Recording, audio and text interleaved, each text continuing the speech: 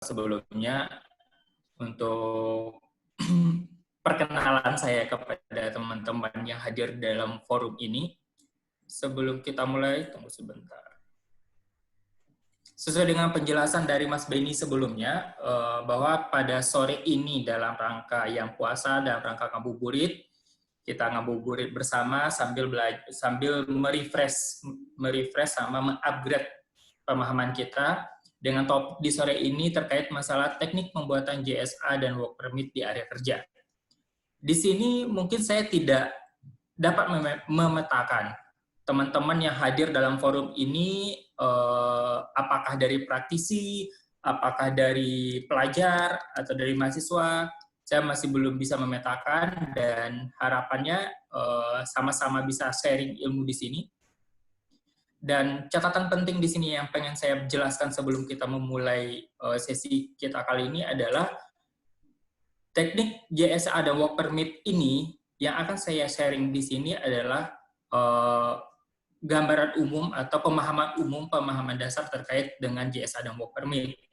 Setiap perusahaan nantinya akan memiliki penjabaran teknis yang jauh lebih dalam mungkin, atau mungkin jauh lebih simpel dari yang umumnya, itu tergantung pada kebijakan dan kondisi perusahaan masing-masing. Jadi mungkin teman-teman di sini mencoba mengambil konsepnya untuk bisa diimplementasikan dan diadopsi di area kerja masing-masing.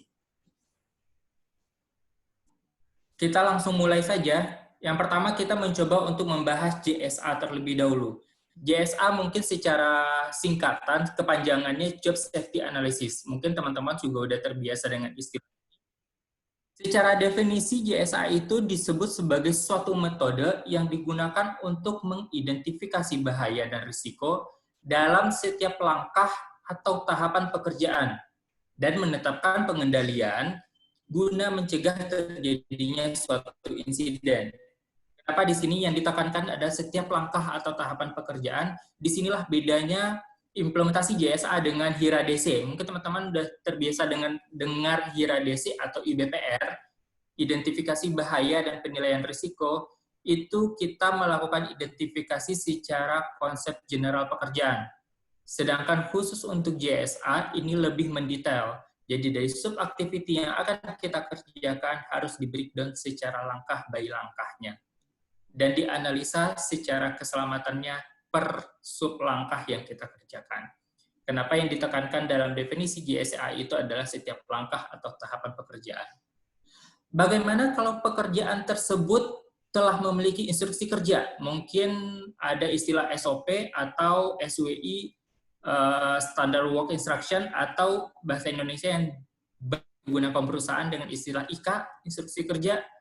Itu kan sudah detail juga terhadap pekerjaan, apakah masih memerlukan JSA? Nah, banyak hal yang mendasari pembuatan JSA, cuma secara umum kita bisa mengklasifikasikan kapan waktu pembuatan JSA tersebut. Yang pertama, JSA akan dibuat saat adanya suatu pekerjaan baru dilakukan. Mungkin selama ini belum ada pekerjaan tersebut di area kerja, tiba-tiba sekarang ada muncul pekerjaan baru, dan itu kita memerlukan adanya pembuatan JSA. Pembuatan JSA ini harus menguraikan secara detail tahapan by tahapan pekerjaan baru tersebut. Harapannya setelah JSA ini rampung dan JSA ini selesai disiapkan, untuk pekerjaan selanjutnya, pekerjaan tersebut dapat menjadi suatu standar baku. Jadi suatu standar kerja atau instruksi kerja bisa bermula dari dokumen JSA. Jadi dengan JSA kita udah mendetailkan per step by step pekerjaan, kemudian kita menganalisa bahaya dan risikonya secara keselamatannya, maka hal itu bisa jadi panduan pertama, dasar utama dalam menyusun standar baku atau instruksi kerja. Selain pekerjaan baru, kapan lagi kita membuat JSA? Saat adanya persyaratan tertentu. Ada perusahaan-perusahaan yang mempersyaratkan setiap adanya pekerjaan khusus itu harus dibuatkan JSA, terlepas sudah memiliki prosedur kerja yang baku. Itu kembali kepada konsep perusahaan masing-masing dalam menerapkan JSA ini. Ada juga perusahaan yang mewajibkan setiap aktiviti membuat JSA walaupun sudah ada prosedur kerja. Itu kembali kepada sistem manajemen keselamatan yang ada di perusahaan masing-masing. Makanya di sini di pembuatan JSA kita tergantung pada yang mempersyaratkan apa. Apakah dipersyaratkan oleh standar perusahaan tersebut, ataukah dipersyaratkan oleh regulasi pemerintah, ataukah dipersyaratkan oleh suatu sistem tertentu. Kemudian yang ketiga, kapan kita memerlukan pembuatan JSA adalah saat adanya perbedaan dari suatu pekerjaan, baik perbedaan dalam metode kerja yang dilakukan, peralatan kerja yang digunakan, kondisi area kerja yang akan dilakukan, kemudian lingkungan area tempat kerja tersebut, serta frekuensi pekerjaannya. Di sini misalkan metode kerjanya biasanya menggunakan metode kerja manual handling. Sekarang dirubah dengan metode kerja secara robotik. Ya, itu pasti akan memiliki risiko yang sangat-sangat berbeda, sehingga diperlukanlah membuat JSA untuk metode yang baru atau metode yang berbeda. Atau mungkin peralatannya yang digunakan berbeda, biasa menggunakan peralatan hand tools, peralatan-peralatan yang bisa digunakan dengan tangan. Sekarang dirubah menjadi peralatan yang lebih besar atau peralatan yang table tools yang biasanya tidak bisa dipindah-pindah. Nah, itu pun risikonya akan berbeda, sehingga diperlukanlah pembuatan JSA. Kondisi kerja pun demikian. Apakah kondisi kerjanya pada saat kondisi yang normal atau pada saat kondisi yang abnormal? Misalkan pekerjaan penarikan unit, misalkan pekerjaan penarikan mobil mogok, penarikan mobil mogok ditarik di area parkir dengan penarikan mobil mogok di area banjir. Itu pasti berbeda risiko yang dihadapi, sehingga pada kondisi kerja yang berbeda dari prosedur yang ada, maka kita memerlukan pembuatan JSA. Demikian juga lingkungan kerjanya. Apakah lingkungannya itu berdampak ke orang lain atau ke tempat kerja lain atau ke fasilitas lain, sehingga kita memerlukan pembuatan JSA.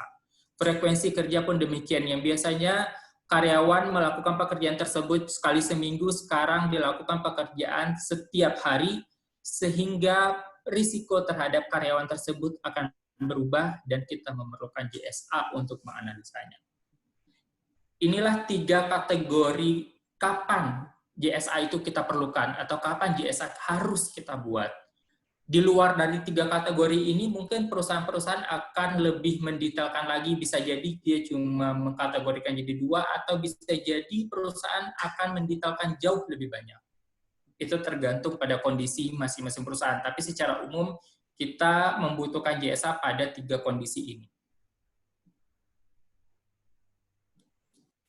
Kemudian, siapa sih yang berkewajiban membuat JSA tersebut? Tadi saya menjelaskan di awal, JSA ini membutuhkan detail-detail dari setiap tahapan kerja yang harus kita analisa keselamatannya. Sehingga siapa yang harus membuat? Haruskah orang safety yang buat? Ataukah bos yang buat, yang bikin sistem? Atau siapa? JSA ini harus dibuat oleh pengawas langsung dari pekerjaan tersebut. Jadi pengawas langsung, bukan orang safety. Kalau pekerjaan safety yang dilakukan, ya berarti pengawas safety.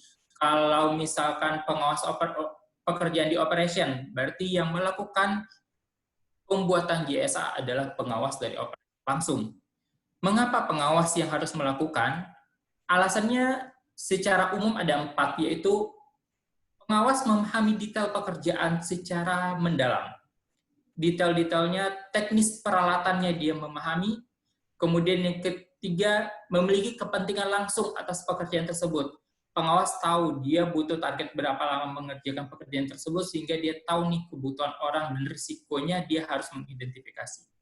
Yang keempat, memiliki tanggung jawab atas keselamatan pekerjaan dan bawahannya. Sesuai dengan undang-undang yang berlaku di Indonesia, seorang pengawas itu wajib memiliki tanggung jawab atas keselamatan dari anggota-anggota dan pekerjaannya. Itulah alasannya kenapa pengawas yang wajib membuat JSA. Jadi tidak ada alasan, oh harus disyaratkan JSA, panggil orang safety dong, tolong buatkan JSA untuk pekerjaan saya ada pekerjaan baru.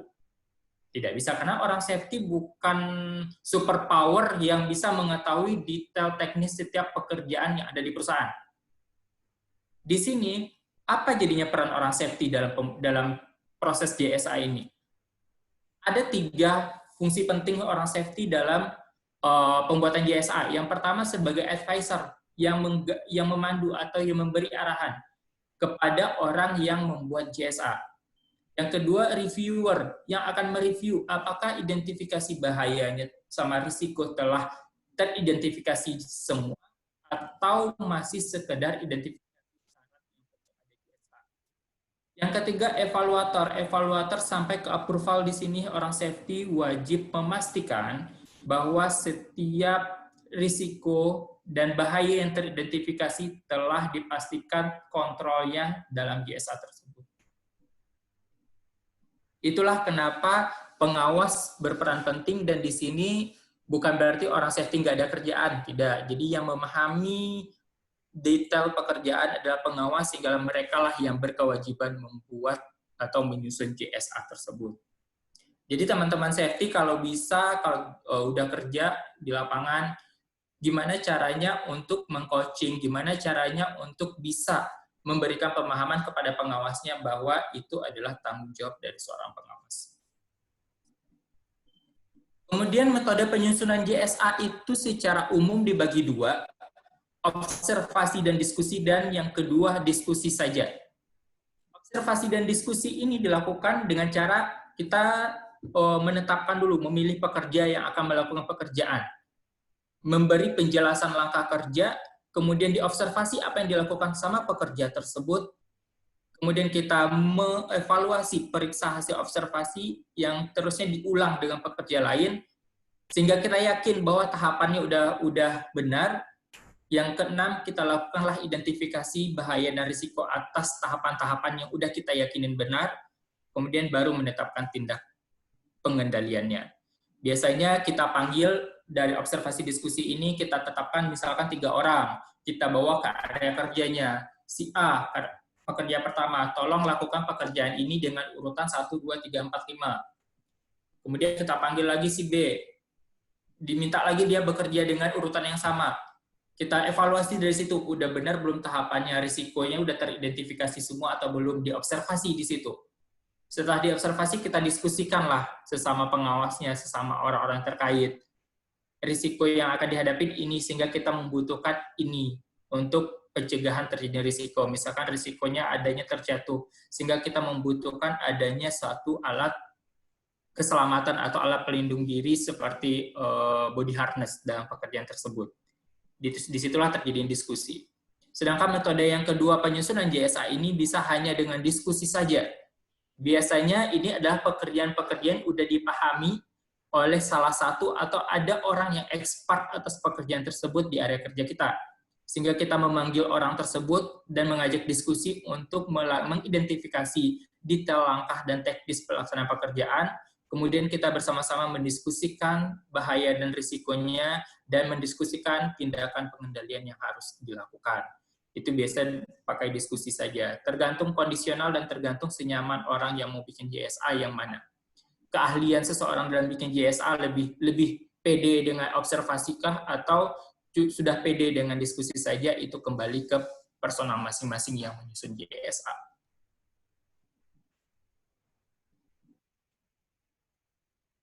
Kemudian kita coba lihat langkah-langkah penyusunan JSA ini sendiri. Ada berapa langkah sih penyusunan JSA ini? Mungkin ada beberapa referensi, mungkin akan berbeda-beda. Ada yang mungkin ada 7 langkah, ada yang 6 langkah, ada yang 5 langkah. Di sini saya akan mencoba menguraikan langkah umumnya. Yang pertama, kita harus menguraikan langkah dan peralatan kerja yang digunakan. Langkah kerjanya apa, peralatannya apa, itu kita uraikan secara detail. Misalkan kita mau mengganti lantai yang rusak. Berarti itu peralatan yang kita gunakan apa aja, kita uraikan satu persatu dulu, kemudian langkah kerjanya, Diuraikan misalkan yang pertama mengangkat bagian rantai yang rusak dulu, kemudian mengganti lagi, itu kita uraikan secara detail satu persatu langkahnya. Kemudian yang kedua, baru kita mengidentifikasi bahaya dan risiko di setiap langkah kerja tersebut. Jadi pada langkah kerja yang pertama, kita identifikasi bahayanya apa aja yang ada di situ. Kemudian risikonya apa aja yang akan terjadi. Itu harus kita identifikasi dulu. Identifikasi bahaya itu untuk memudahkan kita coba mengidentifikasi dari 7 kategori bahaya. Yang pertama, secara bahaya fisikanya ada nggak dalam tahapan langkah pertama tersebut? Adakah getaran, adakah kebisikan, adakah temperatur yang tinggi di sana, atau adakah pencahayaan yang kurang di proses kerja tersebut? Itu kita identifikasi bahaya fisikanya. Bahaya kimianya pun kita harus identifikasi juga. Kemudian bahaya biologinya, bahaya ergonomi, mekanis, psikologis, sama bahaya lingkungannya, setiap tahapan pekerjaan kita wajib identifikasi. Setelah kita identifikasi bahayanya, baru kita identifikasi risiko dari keberadaan bahaya tersebut. Misalkan ada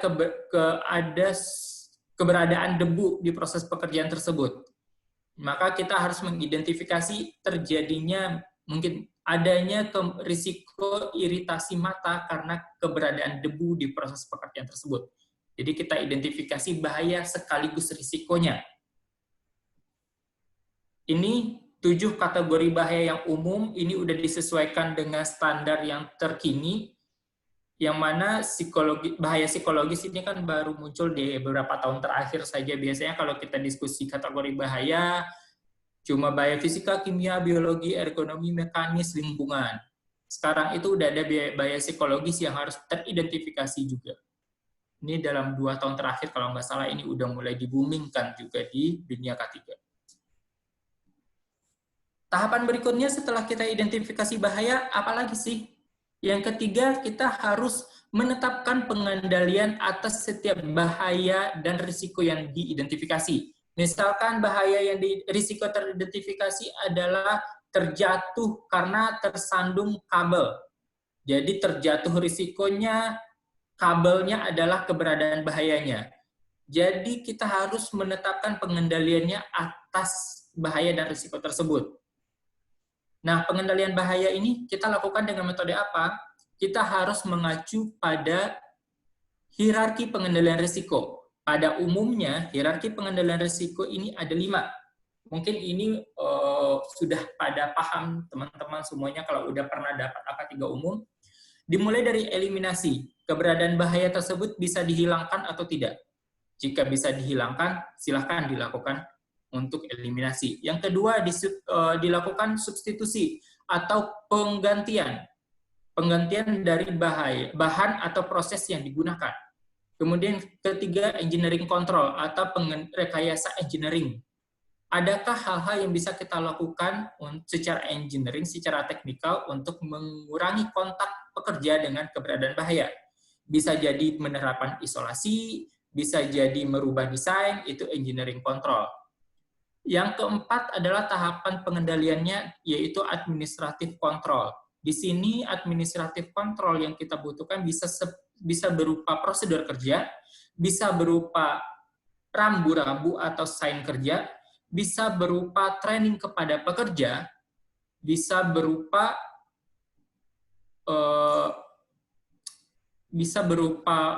briefing, dan banyak hal secara administratif yang bisa kita lakukan. Atau bisa inspeksi juga, sebelum bekerja harus dilakukan inspeksi, yaitu kontrol administratifnya.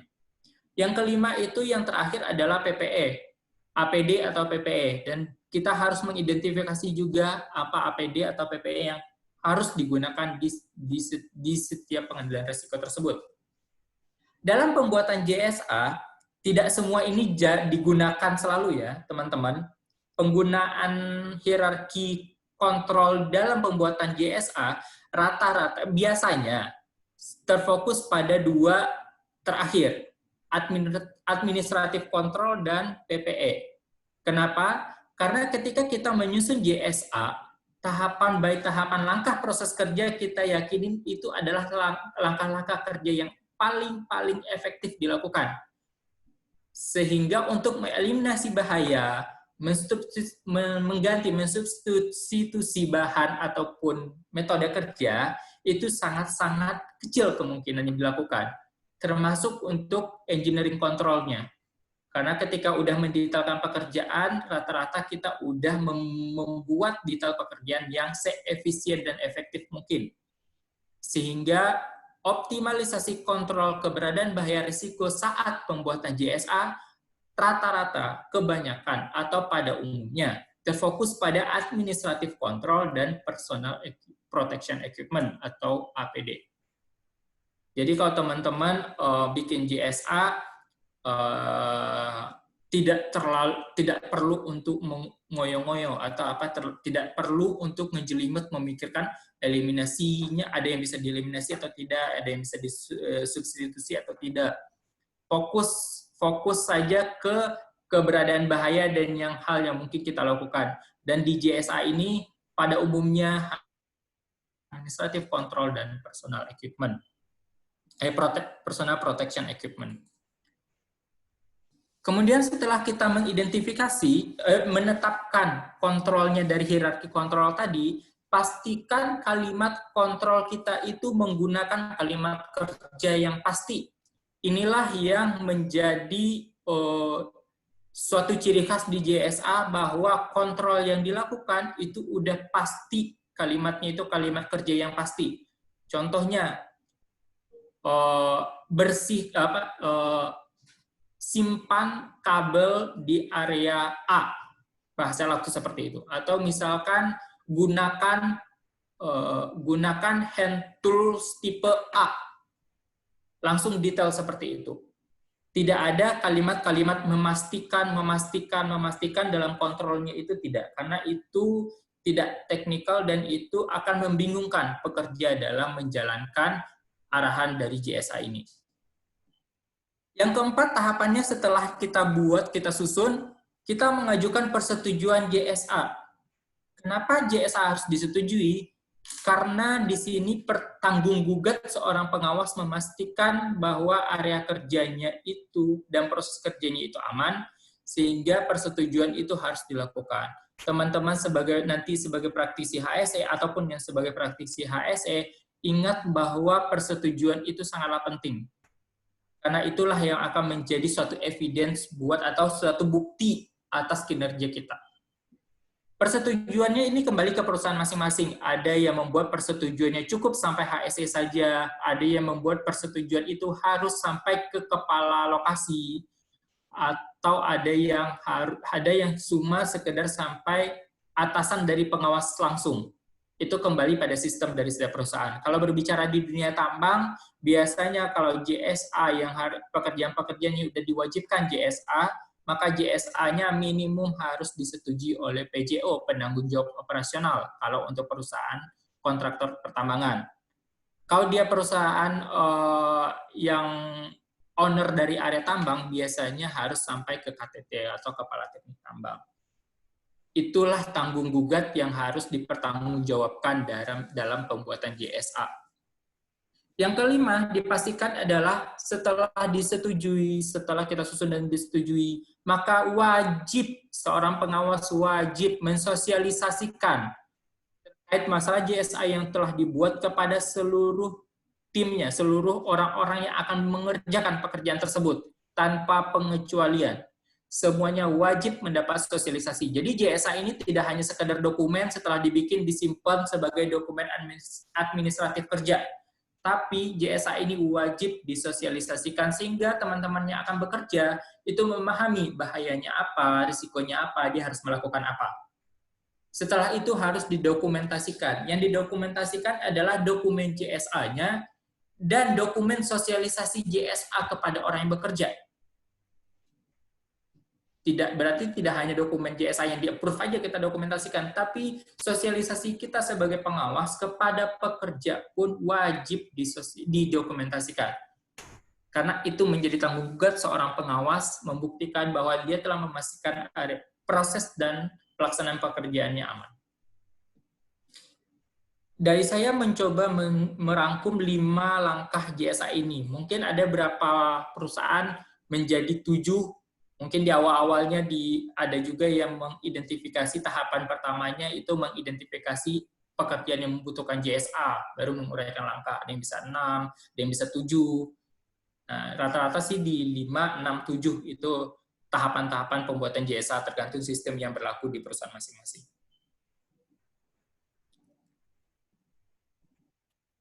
Ini kita lihat contoh JSA. Ini contoh JSA singkat saja, apa simple. Yang paling kalau menurut saya lihat selama ini format JSA yang paling simple, tidak neko-neko dan tidak ribet.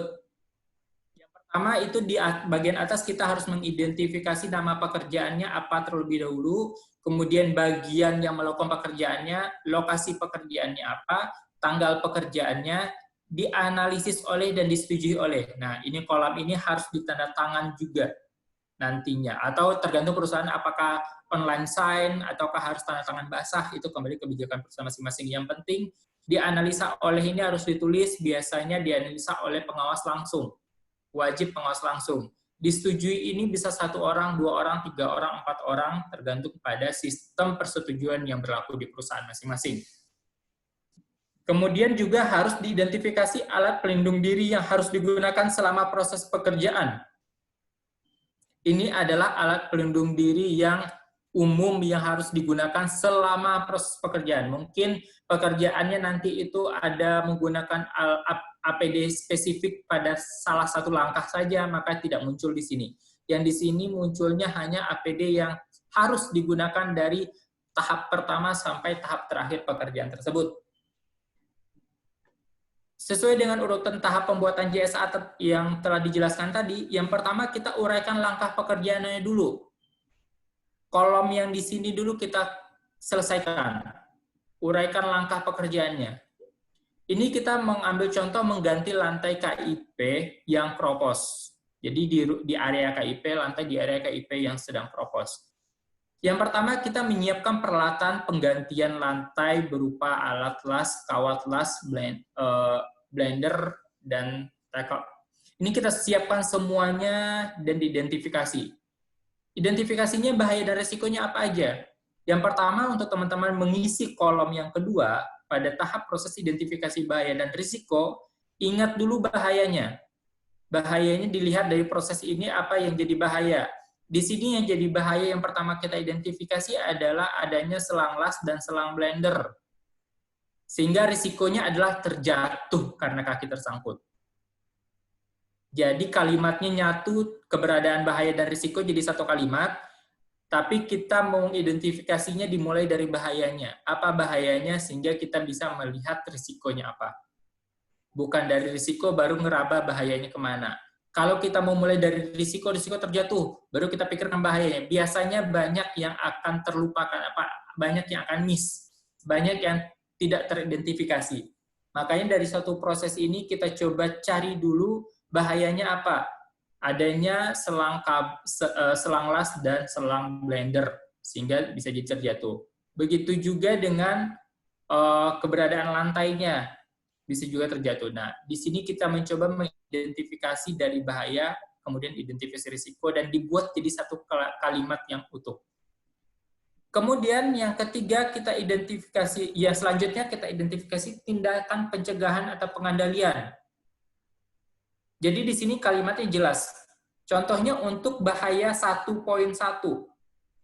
Nah, di sini pengendalian yang kita perlukan adalah 1.1.1, ini merujuk pada bahaya yang di 1.1.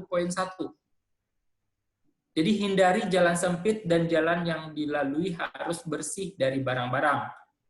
Kemudian contoh untuk bahaya yang kedua, 1.2. Maka kita tindakan pencegahannya misalkan lebih dari 1. Jadi 1.2.1, pengangkatan dikerjakan minimal 2 orang, kemudian 1.2.2 untuk pengendalian kedua terhadap bahaya yang sama, itu dibawa dengan tidak menyeret lantai. Jadi bisa jadi tindakan pencegahan ini lebih dari 1 untuk 1 kategori bahaya. Nah, di sini kodenya teman-teman harus pastiin di sini, di penomoran. Uraian langkah yang pertama, kemudian bahayanya ada 2, 1.1, 1.2, maka tindakan pencegahannya diuraikan berdasarkan keberadaan bahaya. 1.1.1 merujuk pada 1.1, 1.2.1 merujuk pada 1.2, 1.2.2 merujuk pada bahaya 1.2. Konsepnya begini untuk penyusunan JSA, sehingga teman-teman yang membaca dokumen ini nanti paham, oh untuk menghindari kita terjatuh, kita pastikan dulu ini. Mereka lakukan ini semua. Mungkin di sini akan bertanya, ini WP apa sih? Kok ada dalam kurung WP? WP ini adalah untuk memberi coding bahwa yang diperhatikan dalam proses pencegahan ini adalah work practice-nya, ada proses pekerjaannya yang harus diperhatikan. Mungkin nanti ada yang APD dalam kurungnya, ada yang WP. Gitu. Kita lanjutkan contoh JSA ini, tahapan keduanya memotong plat lantai yang sudah keropos. Memotong plat lantai yang sudah keropos tersebut, ada bahayanya teridentifikasi, ada satu terpapar serpihan panas potongan plat. Dan dari satu bahaya ini ternyata ada kontrol yang kita butuhkan, ada 5. Maka 2.11, 2.12 sampai 2.2.1.5. Jadi bahayanya mengikut pada uraian langkah kerja, kemudian tindakan pencegahan mengacu pada bahaya dan risiko. Nah, ini tadi yang saya bilang, ada yang dalam kurung APD, ada yang WP. Di sini APD itu adalah APD tambahan yang digunakan, sedangkan yang harus digunakan. Kemudian WP ini adalah work practice atau metode kerja yang kita pastikan. Makanya di tadi pengendalian risiko saya jelaskan, pada umumnya di JSA itu cuma dipakai 2 hierarki terakhir, yaitu administratif kontrol dan APD. Administratif kontrol terkait masalah metode kerjanya atau prosedur kerjanya yang harus diperhatikan, APD yang harus digunakan. Kebanyakan berfokus pada situ, karena ketika kita menguraikan langkah dan peralatan di sini, kita telah memilih langkah dan tahapan kerja yang paling efisien, sehingga untuk proses eliminasi sangat minim banget untuk bisa dilakukan. Ini contohnya, mungkin kalau ada teman-teman nanti yang butuh template-template JSA, mungkin bisa di-sharing selesai sesi ini.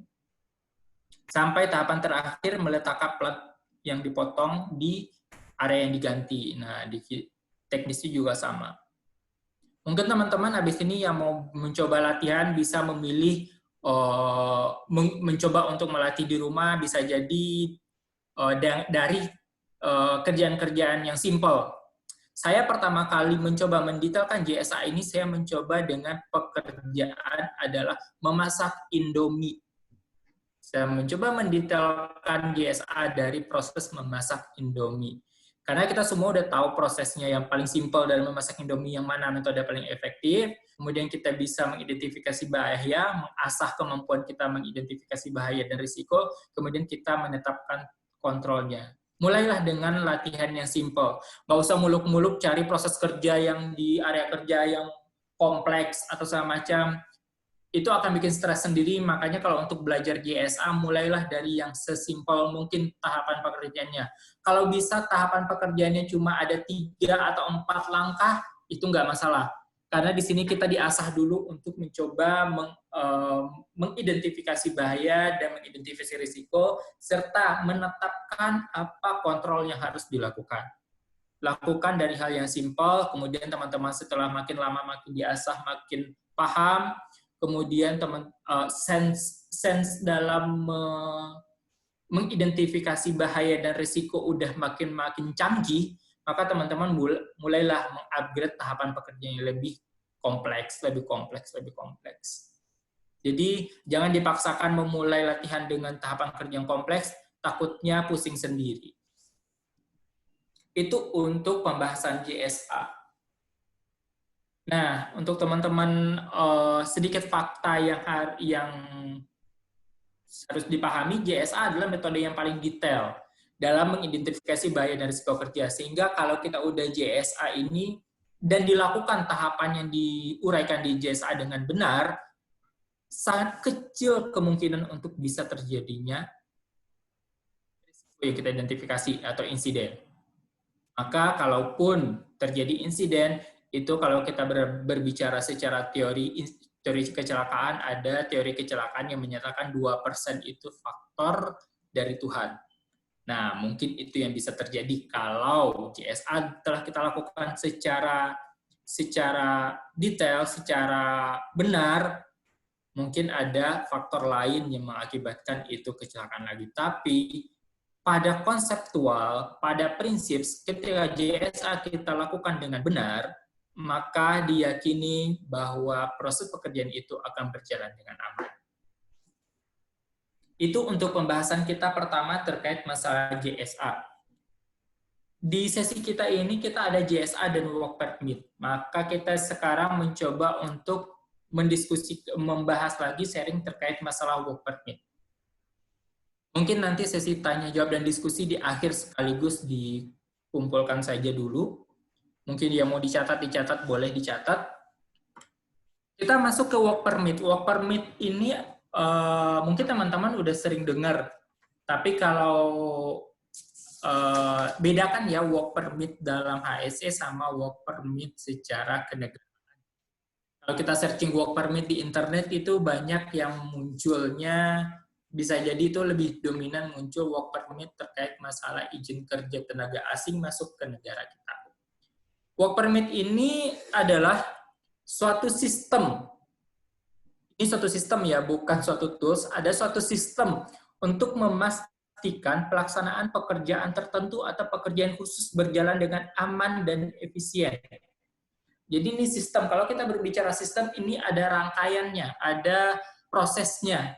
Jadi bukan suatu tools atau yang satu dokumen selesai jadi enggak. Jadi ini suatu rangkaian tools yang mungkin bisa rangkaian tahapan yang dilakukan untuk memastikan pekerjaan tertentu atau pekerjaan khusus itu berjalan dengan aman dan efisien. Ketentuan untuk work permit itu kita mulai dari persiapan pengajuan work permit. Yang pertama itu yang diperhatikan adalah informasi rencana kerjanya. Misalnya kerja ini adalah kerjaan khusus, contohnya kita mau mengerjakan di area confined space. Maka informasi rencana kerjanya harus dituangkan secara detail. Apakah di confined space itu kita hanya melakukan pembersihan atau pengurasan tangki atau pembersihan tangki misalkan, atau adakah pekerjaan lain di dalam sana yang akan kita lakukan. Jadi informasi pekerjaan rencana kerja harus diinformasikan secara detail dalam satu dokumen. Kemudian identifikasi peralatan kerja yang kita butuhkan dituangkan juga. Peralatan yang akan digunakan apa saja saat melakukan pekerjaan tersebut, khusus tersebut. Kemudian otorisasi melakukan pekerjaan itu siapa aja, dan pastikan kompetensi orang yang akan bekerja itu udah sesuai apa belum. Dituangkan juga, misalkan orang yang bekerjanya itu pekerjaan confined space, berarti orangnya harus telah memiliki, misalkan harus telah mendapatkan training bekerja di area terbatas. Tampilkan juga kompetensi orangnya tersebut dalam pengajuan itu. Kemudian kebutuhan berbagai pihak, apakah dalam pekerjaan ini kita membutuhkan pihak dari eksternal. Ada pekerjaan mungkin yang membutuhkan pengawasan dari kepolisian, dicantumkan di situ juga jika ada. Kalau tidak ada, ya tidak perlu dicantumkan. Kemudian penilaian dan pengendalian risiko yang akan dilakukan, diidentifikasi risikonya, pengendaliannya apa yang akan kita lakukan itu didetailkan, dan apa yang sudah ada dalam proses pekerjaan tersebut atau dalam area kerja tersebut dituangkan juga. Kemudian yang terpenting adalah rencana penanggulangan keadaan darurat. Jadi setiap work permit atau kita mengajukan izin kerja, bahasa Indonesianya izin kerja, kita harus menyiapkan juga rencana penanggulangan darurat yang spesifik.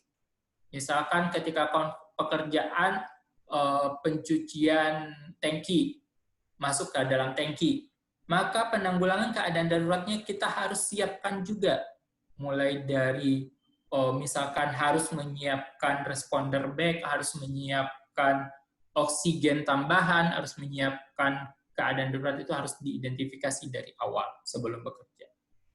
Kemudian ketentuan di work permit setelah kita melakukan persiapan dan pengajuan, kita harus memastikan juga di proses pelaksanaannya, yaitu pemberian informasi kepada pihak yang terkait terdampak. Bisa jadi pekerjaan kita di pekerjaan khusus kita ini akan berdampak pada departemen tertentu karena posisinya berdekatan dengan mereka. Maka diinformasikan kepada semua pihak yang terkait sehingga mereka dapat mengantisipasi bahaya dan risiko yang sama juga. Kemudian mempersiapkan APD yang dibutuhkan. Kemudian pemasangan rambu dan mengisolasi area kerja. Dipastikan untuk pekerjaan yang membutuhkan work permit ini rata-rata itu tidak boleh sembarangan orang memasuki area pekerjaan tersebut sehingga memerlukan isolasi area kerja. Kemudian membriefing pekerja. Yang kelima, pengawasan harus dilakukan sepanjang pekerjaan. Tidak bisa misal pengawas datang, itu kerjakan pekerjaan pencucian tangki, tahapannya 1, 2, 3, 4, 5, 6. Oke, saya pergi. Itu sangat-sangat tidak diperbolehkan. Pengawasan harus berada di area kerja sepanjang pekerjaan dilakukan. Ketika pekerjaannya istirahat, ya pengawas istirahat. Selagi pekerjaannya kerja, wajib berada di sana. Yang terakhir, pemulihan area kerja setelah selesai pekerjaan. Jadi harus dipulihkan pada kondisi yang semula dan dipastikan aman area pekerjaan tersebut. Ini prinsip-prinsip ketentuan dari work permit yang harus kita pahami. Dari persiapannya ada 6 hal yang harus kita siapkan secara umum. Kemudian saat pelaksanaan pekerjaan ada 6 hal yang harus kita perhatikan juga. Ini prinsip dalam pelaksanaan pekerjaan yang memakai work permit. Nah, alurnya seperti apa sih pengajuan work permit ini? Yang pertama, kita mengajukan formulir pengajuan dulu. Biasanya perusahaan-perusahaan telah menyusun suatu suatu formulir yang terkait izin kerja ini. Misalkan kategorinya, setiap perusahaan punya kategori masing-masing, maka formulirnya disiapkan, kemudian diisi dengan lengkap semua item dalam formulir tersebut. Kemudian lengkapi dokumen persyaratan yang dipersyaratkan. Biasanya dokumen persyaratannya itu apa aja? Biasanya itu risk assessment-nya atau bisa jadi JSA. Kalau pekerjaannya, ada perusahaan yang mempersyaratkan JSA di sini, ada perusahaan yang mempersyaratkan risk assessment, tergantung dari persyaratan yang berlaku di perusahaan masing-masing. Kemudian dokumen emergency response-nya seperti apa? Kemudian apa yang udah ada, semua dokumen yang dipersyaratkan dalam formulir tersebut harus dilengkapi. Contohnya ini ada contoh formulir secara umum. Ini saya ambil contoh hot work permit, izin kerja panas. Nah, di sini dijelaskan di formulir tersebut harus diisi tanggal pekerjaannya, jamnya berapa, sampainya pun harus diidentifikasi di situ.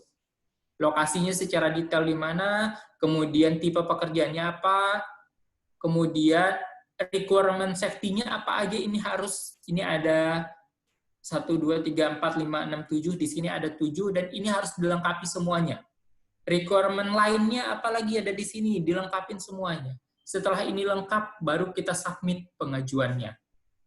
Dan tidak lupa juga emergency in case fire call-nya juga, atau emergency call juga ada pada form tersebut. Nah, setelah kita pengajuan, maka diverifikasi dan diregister. Biasanya work permit ini akan diverifikasi oleh PIC yang telah ditetapkan perusahaan. Rata-rata itu yang memverifikasi HSE atau safety. Maka tim safety yang ditunjuk untuk verifikasi dokumen work permit atau izin kerja akan mencocokkan dokumen kelengkapannya dengan persyaratan yang telah ditetapkan sesuai dengan yang tertera di formulir. Maka setelah dicek dan diregister, biasanya setiap yang masuk itu diregister ini nomor izin kerja keberapa di periode ini. Kenapa dilakukan register ini? Untuk mengidentifikasi dokumen-dokumen yang telah dirilis dan mengidentifikasi nanti apakah ini telah sah atau tidak. Jadi ini lebih ke arah dokumentasi yang baik. Kalau kita registrasi, nanti dokumentasi kita akan baik dan kita udah gampang untuk menelusurnya pekerjaan tersebut telah berizin dan telah sah untuk dilakukan. Kemudian setelah diverifikasi, wajib untuk diajukan persetujuan. Persetujuannya sesuai otoritas yang telah ditetapkan. Biasanya kalau di perusahaan-perusahaan tambang, itu pasti kalau izin kerja ini sampai ke KTT.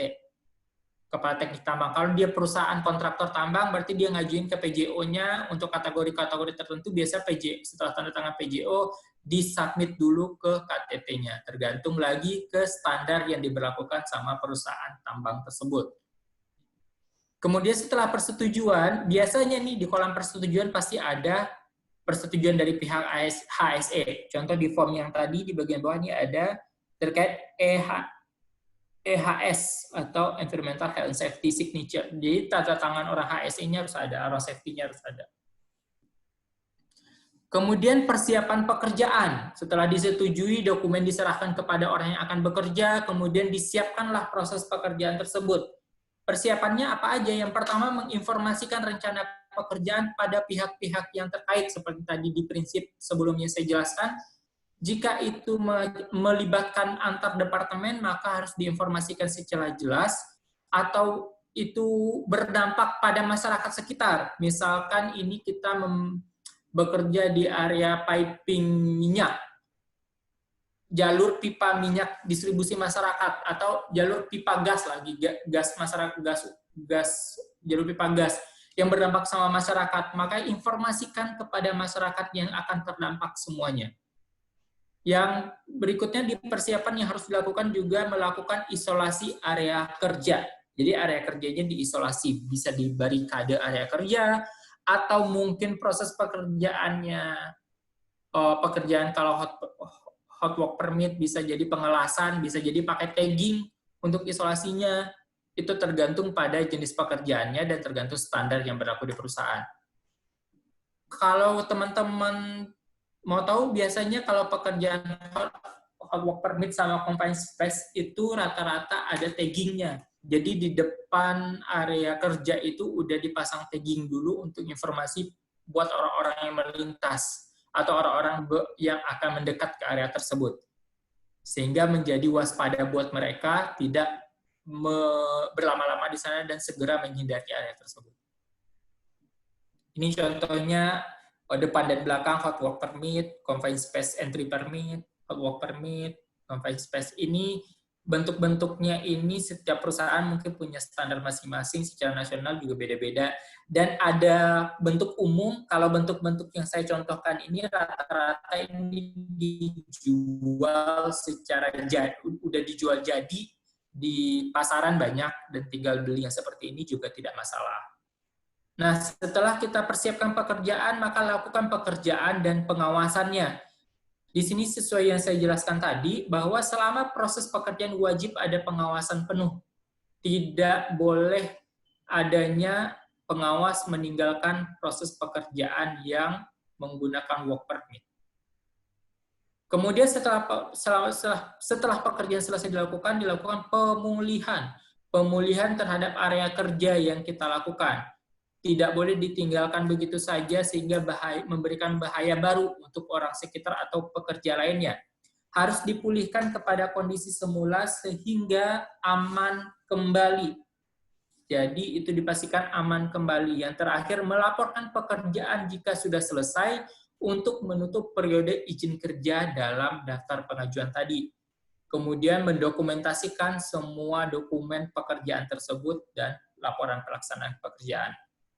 Ada perusahaan yang mewajibkan setelah pekerjaan selesai, dokumen formulir yang diajukan tadi harus kembali lagi ke tim HSE untuk di-close. Ada perusahaan yang tidak menerapkan hal itu tergantung standar. Tapi kalau kita menerapkan idealnya, setelah pekerjaan dilakukan, balik lagi ke HSE untuk nge-close izin kerja tersebut, sehingga izin kerja ini telah selesai dilakukan di-close, sehingga ada pekerjaan di luar tanggal tersebut, di area tersebut, itu bukanlah pekerjaan yang sah, atau bukanlah pekerjaan yang legal, itu pekerjaan ilegal. Itu tahapan alur work permit yang pada umumnya dilakukan di perusahaan. Ada berapa ini? 1, 2, 3, 4, 5, 6, 7 tahapan alur work permit ini. Nah, apa saja kelompok pekerjaan yang memerlukan work permit secara umum? Saya di sini cuma men-share kelompok kerja secara umum. Mungkin setiap perusahaan ada yang lebih sedikit atau ada perusahaan yang jauh lebih banyak dari kategori ini. Yang pertama, hot work permit. Ini adalah izin kerja untuk setiap jenis pekerjaan yang berkaitan dengan penggunaan sumber penyalaan yang dapat menyalakan bahan yang mudah terbakar. Jadi pekerjaan-pekerjaan yang ada sumber penyalaan. Contohnya itu ada proses welding, grinding atau menggerinda, atau pemotongan cutting dengan mesin cutting. Dan ditambah lagi berdekatan dengan bahan yang mudah terbakar. Misalkan di tangki, di pipa BBM, pipa fuel, atau pipa gas, maka itu perlu adanya hot work permit. Sehingga di situ diuraikan nanti persiapannya seperti apa, sehingga isolasinya jelas, harus memutus dulu bahan-bahan sumber bahan bakar apinya diputus dulu, baru kita bisa melakukan pekerjaan yang ada bahan penyalaannya. Ini kategori yang pertama, hot work permit. Tapi ada juga perusahaan yang sangat strict hot work permit, terlepas dia tidak berdekatan dengan sumber bahan bakar yang mudah terbakar. Misalnya pengelasan di area welding shop pun ada perusahaan yang menerapkan wajib hot work permit. Tapi ada perusahaan yang telah meyakini, oh itu tidak memerlukan work permit, cukup dengan prosedur kerja selesai. Tapi ada perusahaan yang masih membutuhkan jenis welding dimanapun dilakukan welding wajib pakai work permit ada. Itu kembali kebijakan perusahaan masing-masing. Ini kategori yang pertama. Kategori yang kedua itu ada cold work permit, pekerjaan dingin.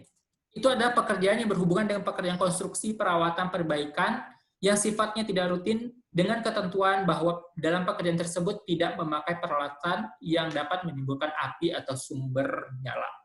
Biasanya kayak proses ngecat, hidrotes, itu masuk kategori cold work permit. Tapi tidak semua perusahaan menerapkan kategori ini juga. Nah, ini sekali lagi saya jelaskan, ini cuma kategori yang umum ada. Tapi tergantung perusahaan masing-masing lagi, dia menerapkan ini atau tidak. Karena tergantung ke simple atau tidak, atau ribet atau enggak, atau yakin sudah terkontrol risikonya dengan prosedur atau belum. Kembali lagi ke analisa masing-masing perusahaan. Kemudian yang ketiga itu ada entry work permit, izin kerja memasuki area tertentu. Biasanya itu seperti confined space masuk di sini, memasuki tangki, kemudian memasuki bak atau lubang atau galian dengan kedalaman lebih dari 1,3 meter, itu ada entry work permit.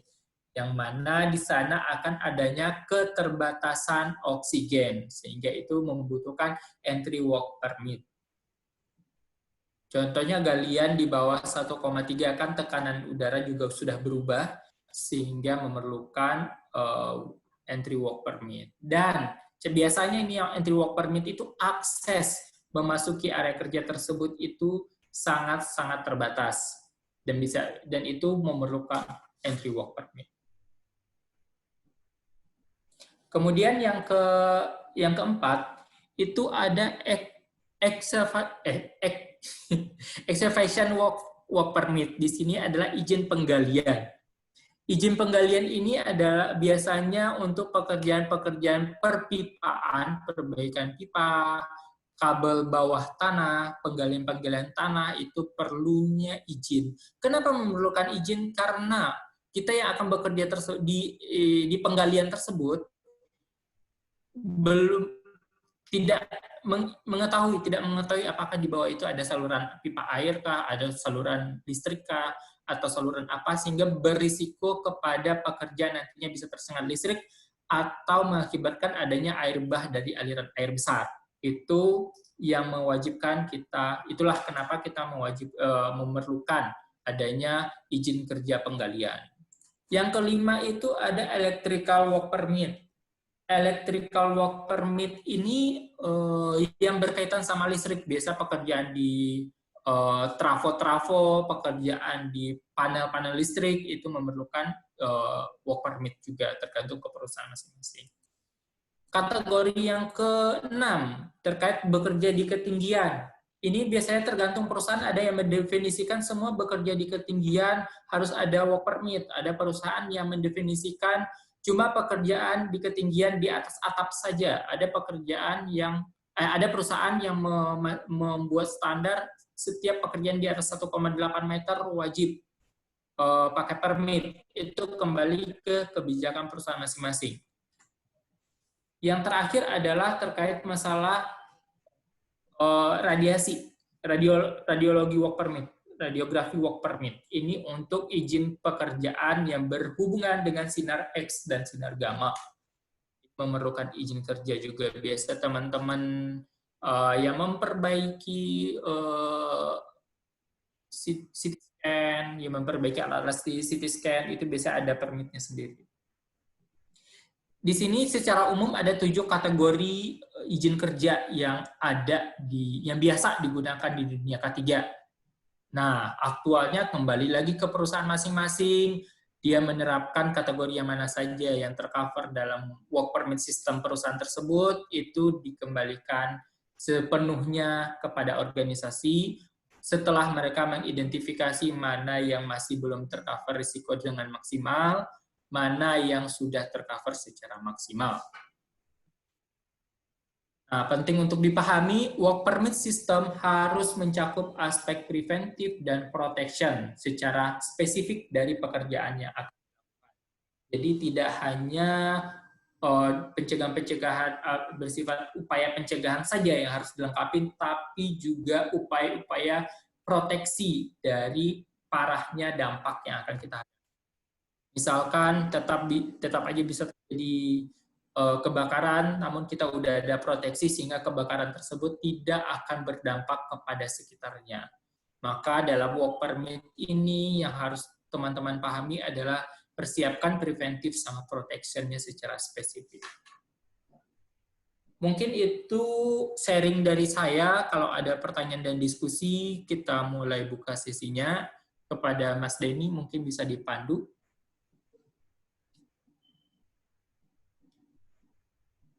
Oke, Pak Rizuli. Ya. Oke, bentar. Loading. Oke, kita akan buka pertanyaan. Kita akan mulai menjawab pertanyaan-pertanyaan dari para ini kita ya. Oke, sebelum memulai pertanyaan, saya akan informasikan dulu. Ada informasi penting juga. Oke, boleh ditutup dulu, Pak Rizuli, ininya di stop share screen.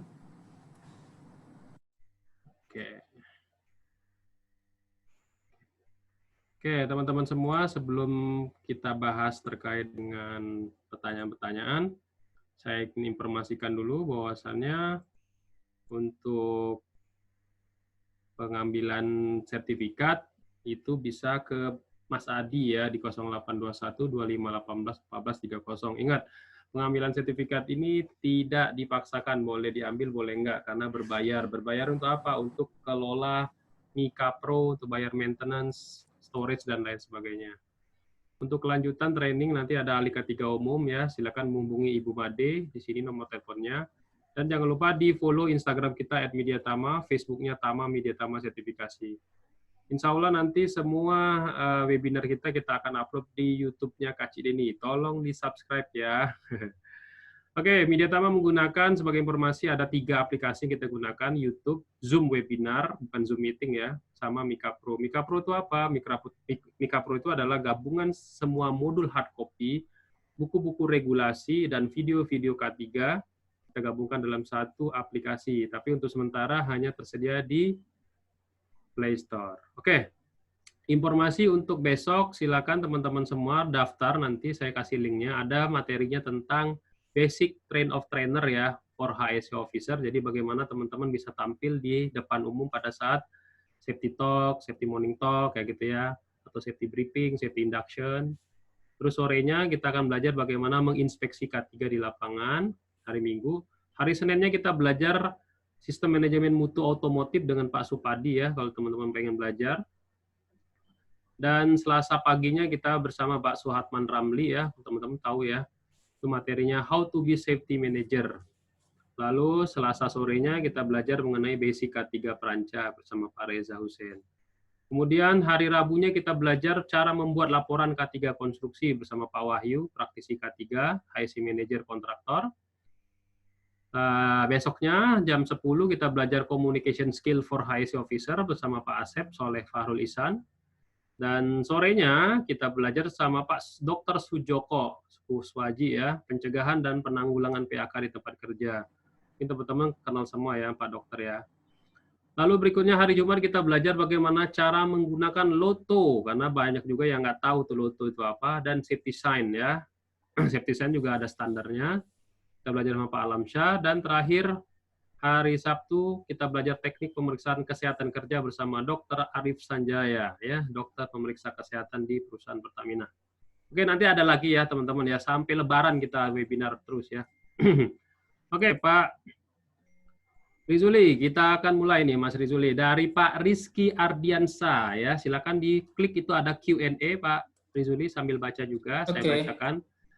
Pertanyaannya, bagaimana membuat tool sistem untuk menunjang secara spesifik, komprehensif dalam mengidentifikasi dan mengetahui tingkat nilai faktor hazard, stresor, dan risiko dari faktor hygiene industri. Ya, nah itu silakan Pak. Oke, dengan Mas Rizky Ardiansyah ya, bagaimana membuat tool sistem untuk menunjang secara spesifik dan komprehensif dalam mengidentifikasi dan mengetahui tingkat nilai faktor hazard, stresor, dan risiko dari faktor hygiene industri, bahaya fisika, kimia, biologi, psikologis, mekanis, ekonomi, lingkungan kerja. Ya, untuk baik, Mas Rizky, untuk membuat tool system itu kembali lagi ke kebutuhan masing-masing. Nah, di sini tool system yang diperlukan sejauh mana, dan dengan dasar tools yang sudah ada, mungkin orang K3 ada yang mengenal Hazid, ada yang mengenal Hazop, ada yang mengenal berbagai macam tools dalam mengidentifikasi bahaya dan risiko. Itu bisa di-combine sebenarnya. Mana yang cocok dan mana yang bisa diimplementasikan secara spesifik untuk pekerjaan masing-masing.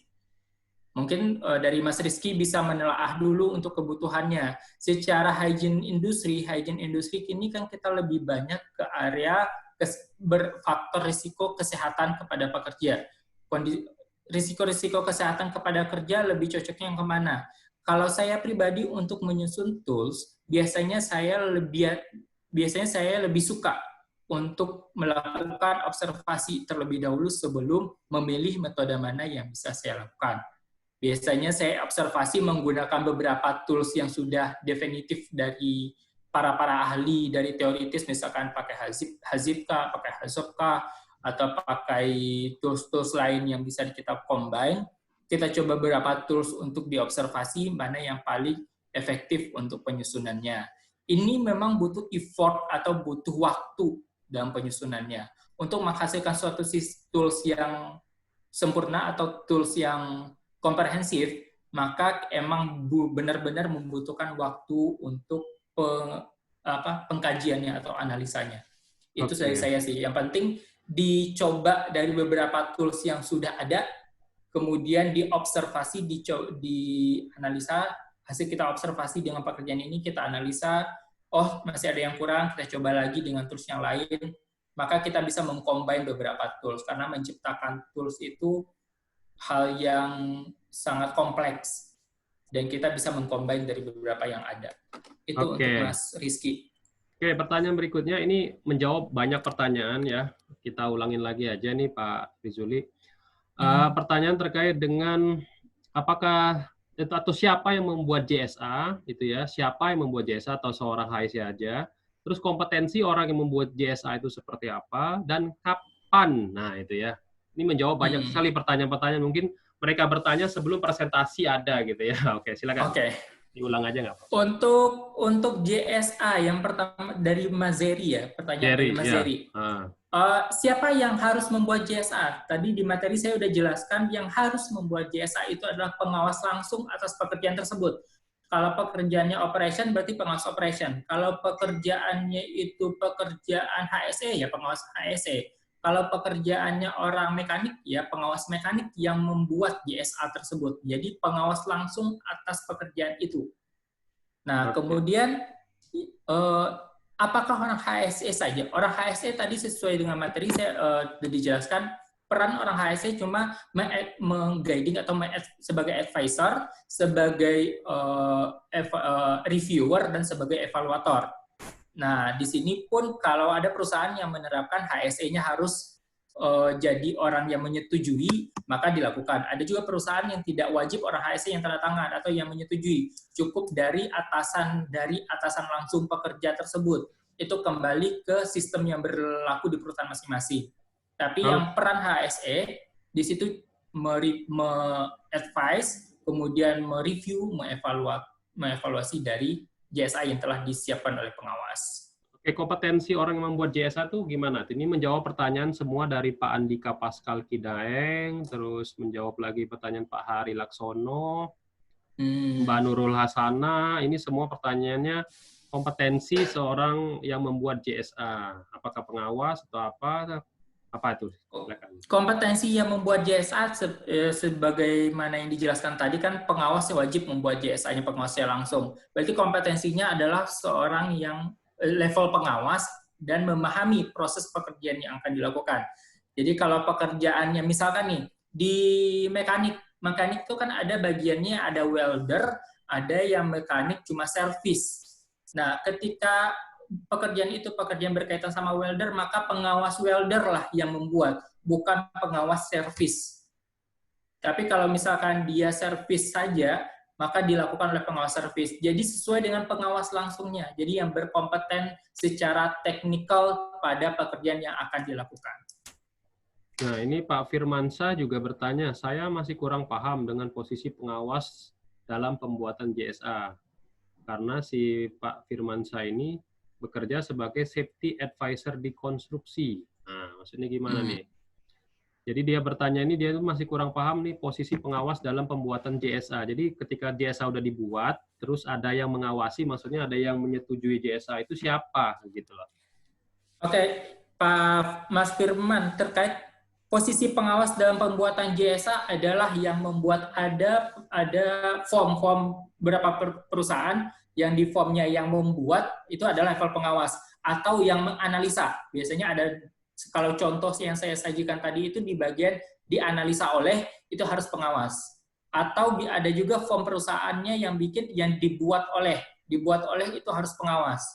Jadi fungsi pengawas itu emang yang menganalisa dan membuat dari JSA ini. Terus jadi yang menyetujuinya?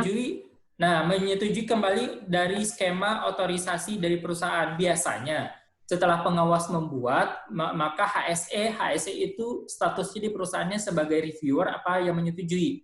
Ada perusahaan yang menaruh HSE sebagai yang menyetujui. Kemudian harus didampingin sama yang disetujui oleh atasan dari seorang pengawas tersebut. Bisa jadi manajernya, atau asmennya, atau kalau di tambang superintendennya, itu yang menyetujui dari yang telah dibuat oleh pengawas. Kalau perusahaan-perusahaan lain yang misalkan kalau di tambang itu dia harus sampai ke PJO, penanggung jawab operasional sesuai dengan SMKP, maka disetujui oleh PJO. Tapi kalau di konstruksi biasanya di atas pengawas siapa manajer ya, sampai manajer untuk menyetujui bisa.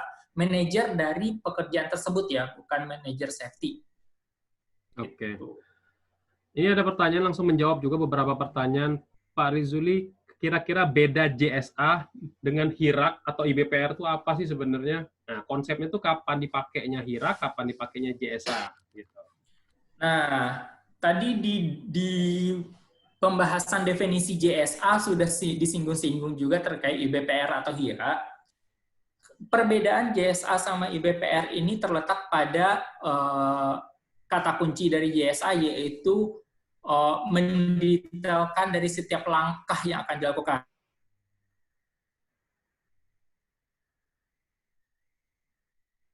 Melakukan pengecatan ruangan, maka JSA itu mendetailkan tahapan-tahapan dari proses pengecatan ruangan. Sedangkan IBPR ini lebih secara umum, misalkan dari proses konstruksi bangunan. Konstruksi bangunan mulai dari pembuatan fondasi, tahapan pertama, kemudian mendirikan dinding, sampai terakhir finishing pengecatan. Nah, itu bisa dibuat dalam IBPR. Jadi IBPR itu serangkaian keseluruhan proyek atau keseluruhan pekerjaan secara kelompok pekerjaan umum, sedangkan JSA itu adalah mendetailkan dari setiap bagian dari IBPR biasanya. Jadi pekerjaan yang sudah mendetail salah satu pekerjaan di IBPR didetailkan nanti di JSA. Begitu. Okay. Jadi kalau IBPR biasanya ketika awal suatu proyek atau awal suatu pekerjaan itu dilakukan IBPR. Tapi JSA ini dilakukan saat dibutuhkan saja.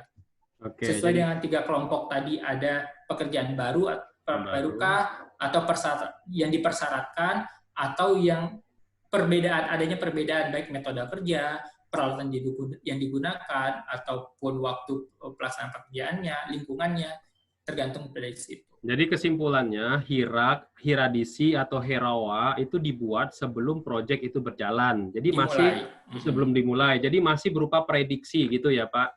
Nah, tapi kalau JSA benar-benar sudah real mau dikerjakan gitu ya, istilahnya gitu. Jadi tidak ada faktor yang namanya penilaian risiko lagi ya. Jadi langsung di objek di sana. Jadi dibuat di JSA tidak.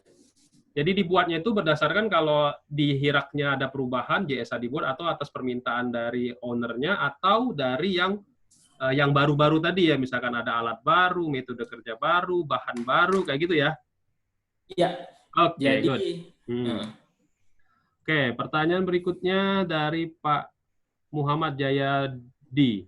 Izin bertanya Pak, apakah ada regulasi pemerintah mengenai ketetapan harus ada format JSA jika dibutuhkan untuk suatu persyaratan tertentu? Nah ini biasanya orang Kemenaker orang Kementerian PU nih, ya kan? Nah ada nggak kira-kira format khusus JSA itu Pak? Format khusus JSA itu biasanya di kompetensi bidang masing-masing itu ada.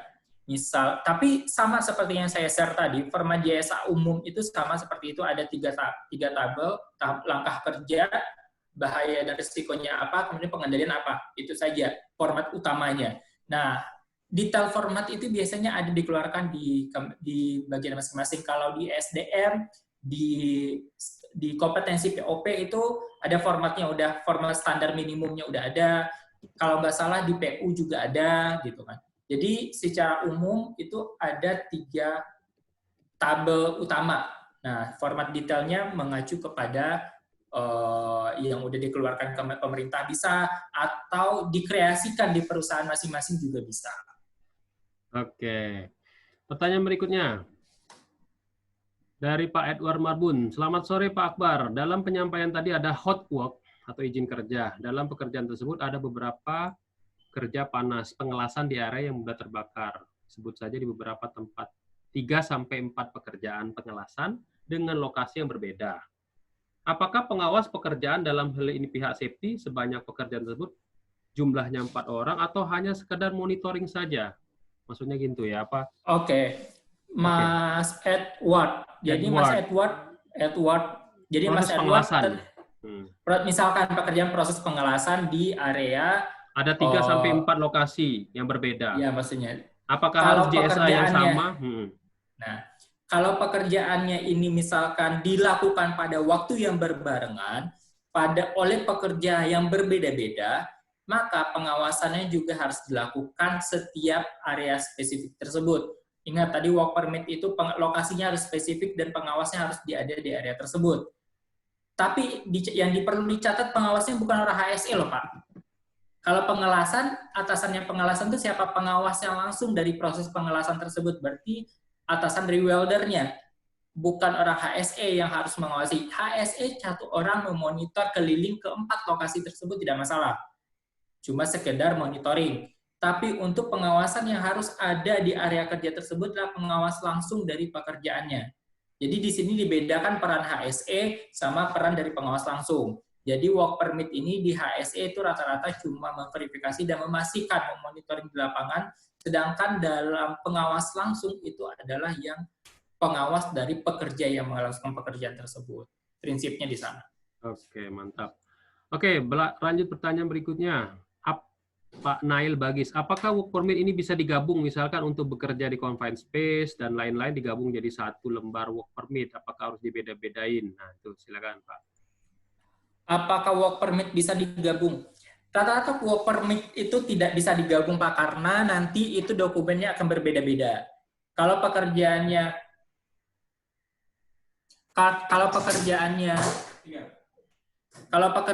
itu pekerjaan hot work permit, maka itu akan membutuhkan kebutuhan persyaratan untuk hot work permit. Kemudian kalau misalkan di ketinggian atau confined space, nanti dia spesifik sendiri karena yang dipersyaratkan akan beda-beda. Bekerja di area panas, bekerja di ketinggian, bekerja di dalam area terbatas, itu persyaratannya akan beda-beda sehingga itu tidak bisa digabungkan kalau secara formula.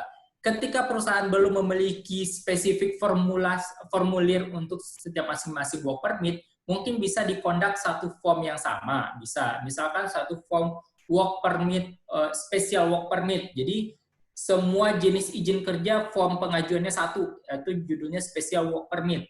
Nah, itu bisa digunakan. Tapi dokumen pelengkapnya saat pengajuan tetap berbeda-beda, tidak bisa sama. Gitu. Oke, kita lanjut pertanyaan dari pendengar kita, Pak Aji Nugroho. Silakan, Pak Aji. Di-unmute dulu kalau mau bertanya, langsung aja. Pak Aji Nugroho.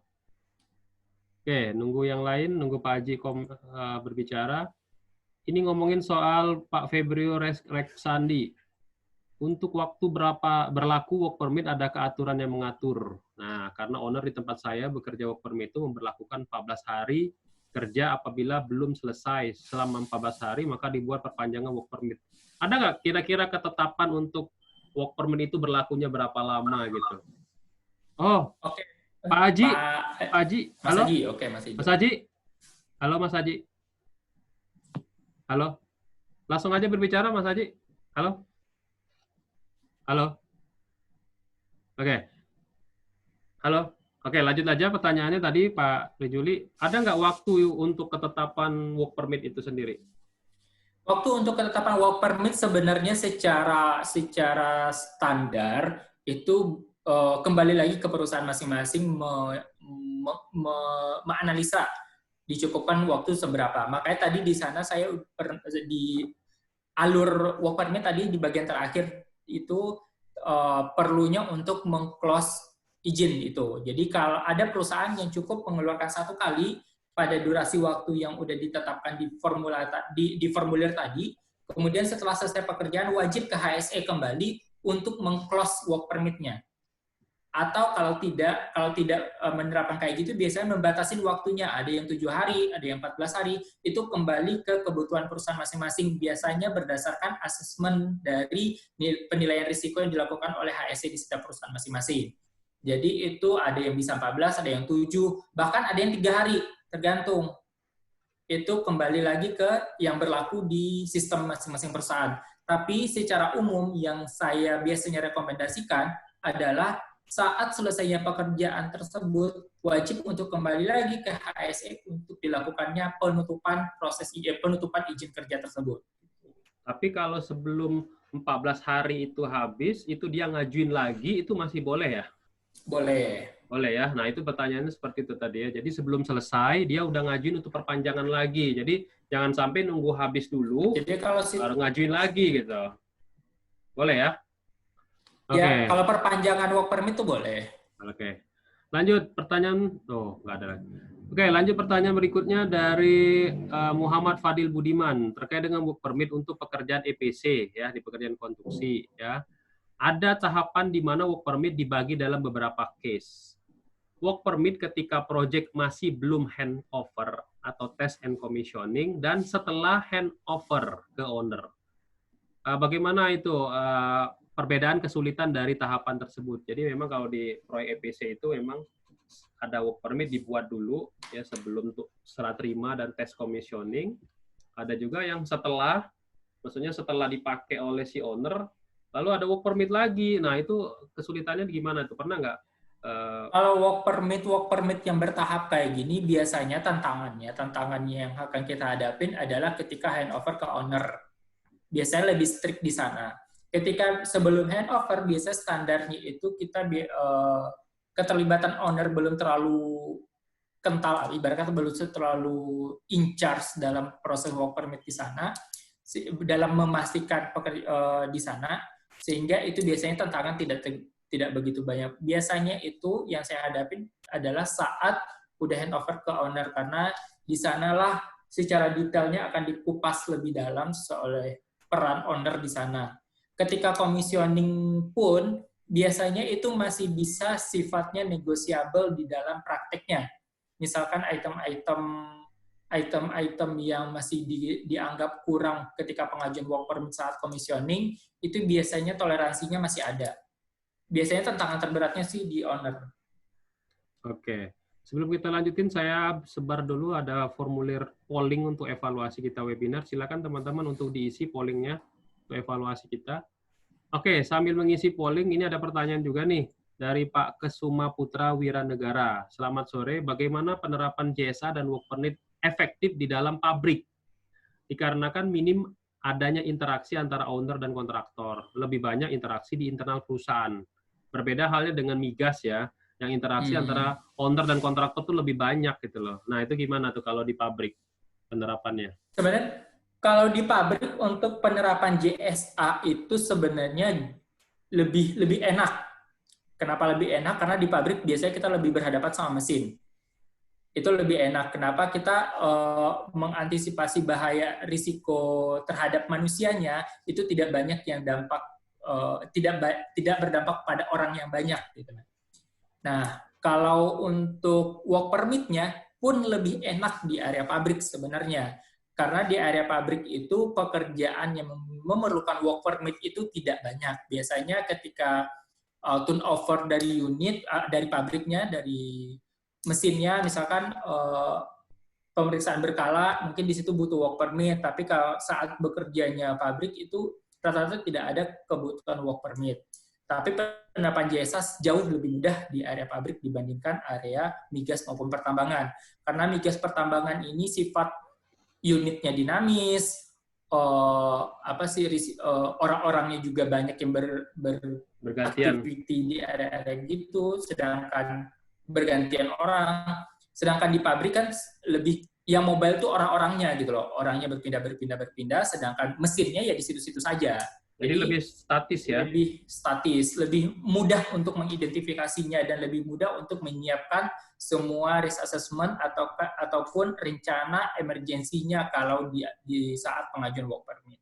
Jadi kalau di proyek kan kalau di tambang di konstruksi kan JSA work permit tadi kan kita udah tahu nih pada saat bla bla bla bla. Nah, kalau di pabrik sendiri mungkin bisa juga mengikuti keadaan seperti itu ya, kalau ada alat yang diganti kayak gitu, material yang dipakai yang baru, metode kerja yang baru gitu ya.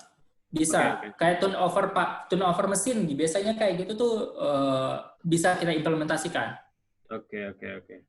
Oke, kita buka pertanyaan langsung Pak Kesuma Putra Wiranegara. Silakan Pak Kesuma. Jadi teman-teman kalau menggunakan raise hand, satu kali aja sekali ada warna biru didiemin ya, biar saya tahu kalau teman-teman lagi proses raise hand. Silakan Pak Kesuma, langsung aja. Sore Pak. Sore Pak Kesuma. Ya, tadi saya yang menanyakan masalah proses di pabrik Pak. Nah, jadi saya tangkapnya adalah untuk proses di pabrik, JSA dan work permit itu berlaku untuk proses maintenance berarti kurang lebih ya Pak. Nah, untuk proses produksinya sendiri itu bagaimana Pak? Apakah dari contoh, saya kan sekarang ini lagi bangun pabrik semen Pak kebetulan. Nah, jadi ketika nanti proses pabrik sudah berjalan, produksi sudah berjalan, berarti mungkin dari manajer produksinya itu sudah membuat JSA-nya dulu ya, dan work permit harus berjalan atau gimana tuh Pak? Mohon arahannya Pak. Oke, sudah ditangkap. Oke. Untuk JSA terkait masalah pabrik udah berjalan. Tadi kita lihat kapan sih dibutuhkannya JSA. Yang pertama pekerjaan baru, sehingga dari pekerjaan baru kita bisa mengeluarkan standar kerja yang baku. Nah, sebenarnya kalau untuk operasi project yang baru, kita bisa memiliki dua strategi.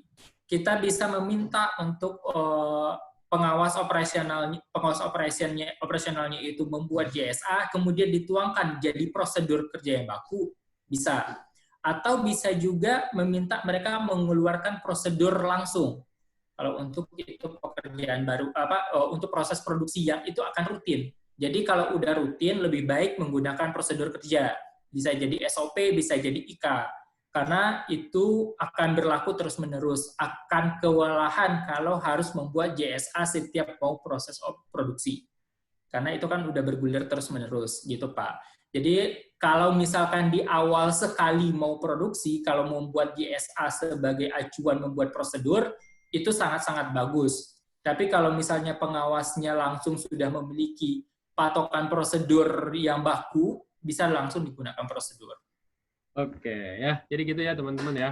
Hati-hati nanti teman-teman penggunaan IBPR sama JSA ya. Karena ini suka salah pakai. Kebolak-balik. Teman-teman. Kebolak-balik ya. Oke, Pak Yohanes Tena, silakan berbicara lagi. Pak Yohanes Tena. Pak Yohanes Tena, silakan. Oke. Pak Yohanes langsung di-unmute saja. Kalau masih menunggu, Pak Diki Amrolah. Siapa yang duluan? Oke, Pak Yohanes, silakan Pak Yohanes. Terima kasih atas waktu dan kesempatannya, Pak. Saya sedikit menanyakan untuk penyusunan JSA itu kan ada dua tahap, ada dua hal ya, yaitu observasi dan diskusi. Yang saya ingin tanyakan mana yang lebih baik antara dua hal tersebut dan apa kelebihan dan kekurangannya masing-masing. Mungkin itu saja, Pak. Oke, terima kasih. Oke, Pak Yohanes, untuk metode penyusunannya terkait observasi dan diskusi, itu yang terbaiknya bisa Bapak pilih dengan pertimbangan. Apakah udah ada orang yang expert untuk pekerjaan tersebut di area Bapak apa belum? Kalau misalkan sudah ada yang expert, kalau saya pribadi memilih itu diskusi. Kenapa memilih diskusi? Karena kita udah dapat insight yang banyak dari orang expert, dan kita mengurangi adanya trial percobaan di lapangan, sehingga mengurangi adanya risiko yang akan terjadi saat trial. Tapi, kalau di area Bapak tidak ada orang yang expert untuk area kerja, untuk pekerjaan tersebut, yang terbaiknya adalah dengan observasi, sehingga benar-benar tahu risiko yang akan dihadapin itu saat bekerja itu apa. Dan itu bisa lebih pas untuk menentukan rekomendasinya.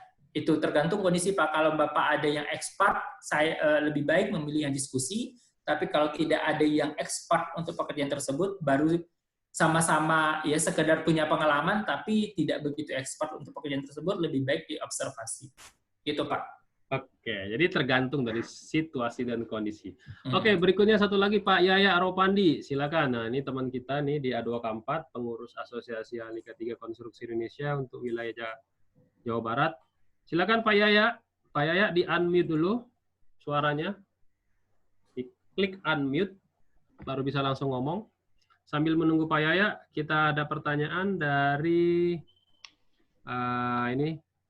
ini yang agak simpel-simpel aja ya. Apa perbedaan SOP, instruksi kerja, JSA? Nah, itu Pak. SOP apa?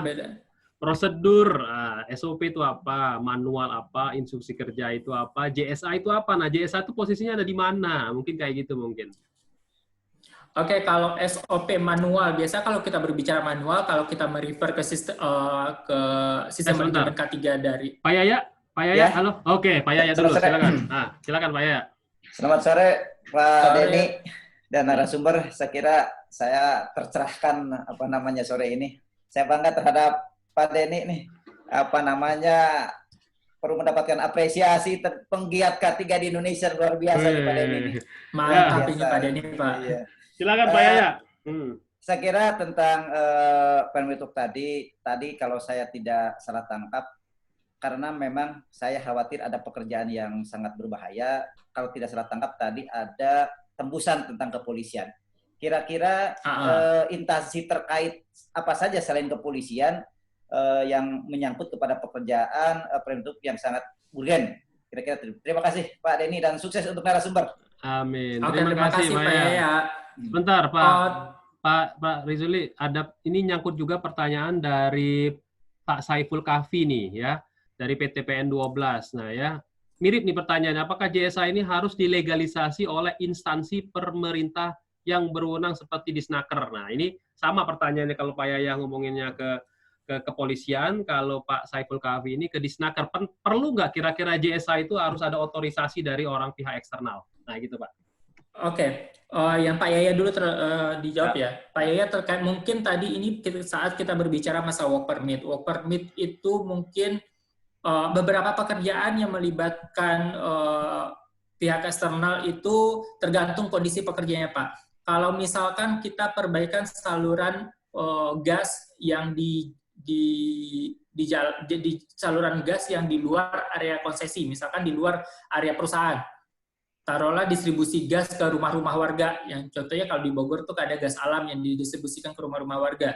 Nah, perbaikan di saluran yang mengakibatkan berdampak pada warga-warga sekitar, itu kita perlu diisolasi dan kita perlu kewaspadaannya jika dibutuhkan ke kepolisian dilibatkan. Kenapa? Antisipasi terjadinya hal-hal yang tidak diinginkan.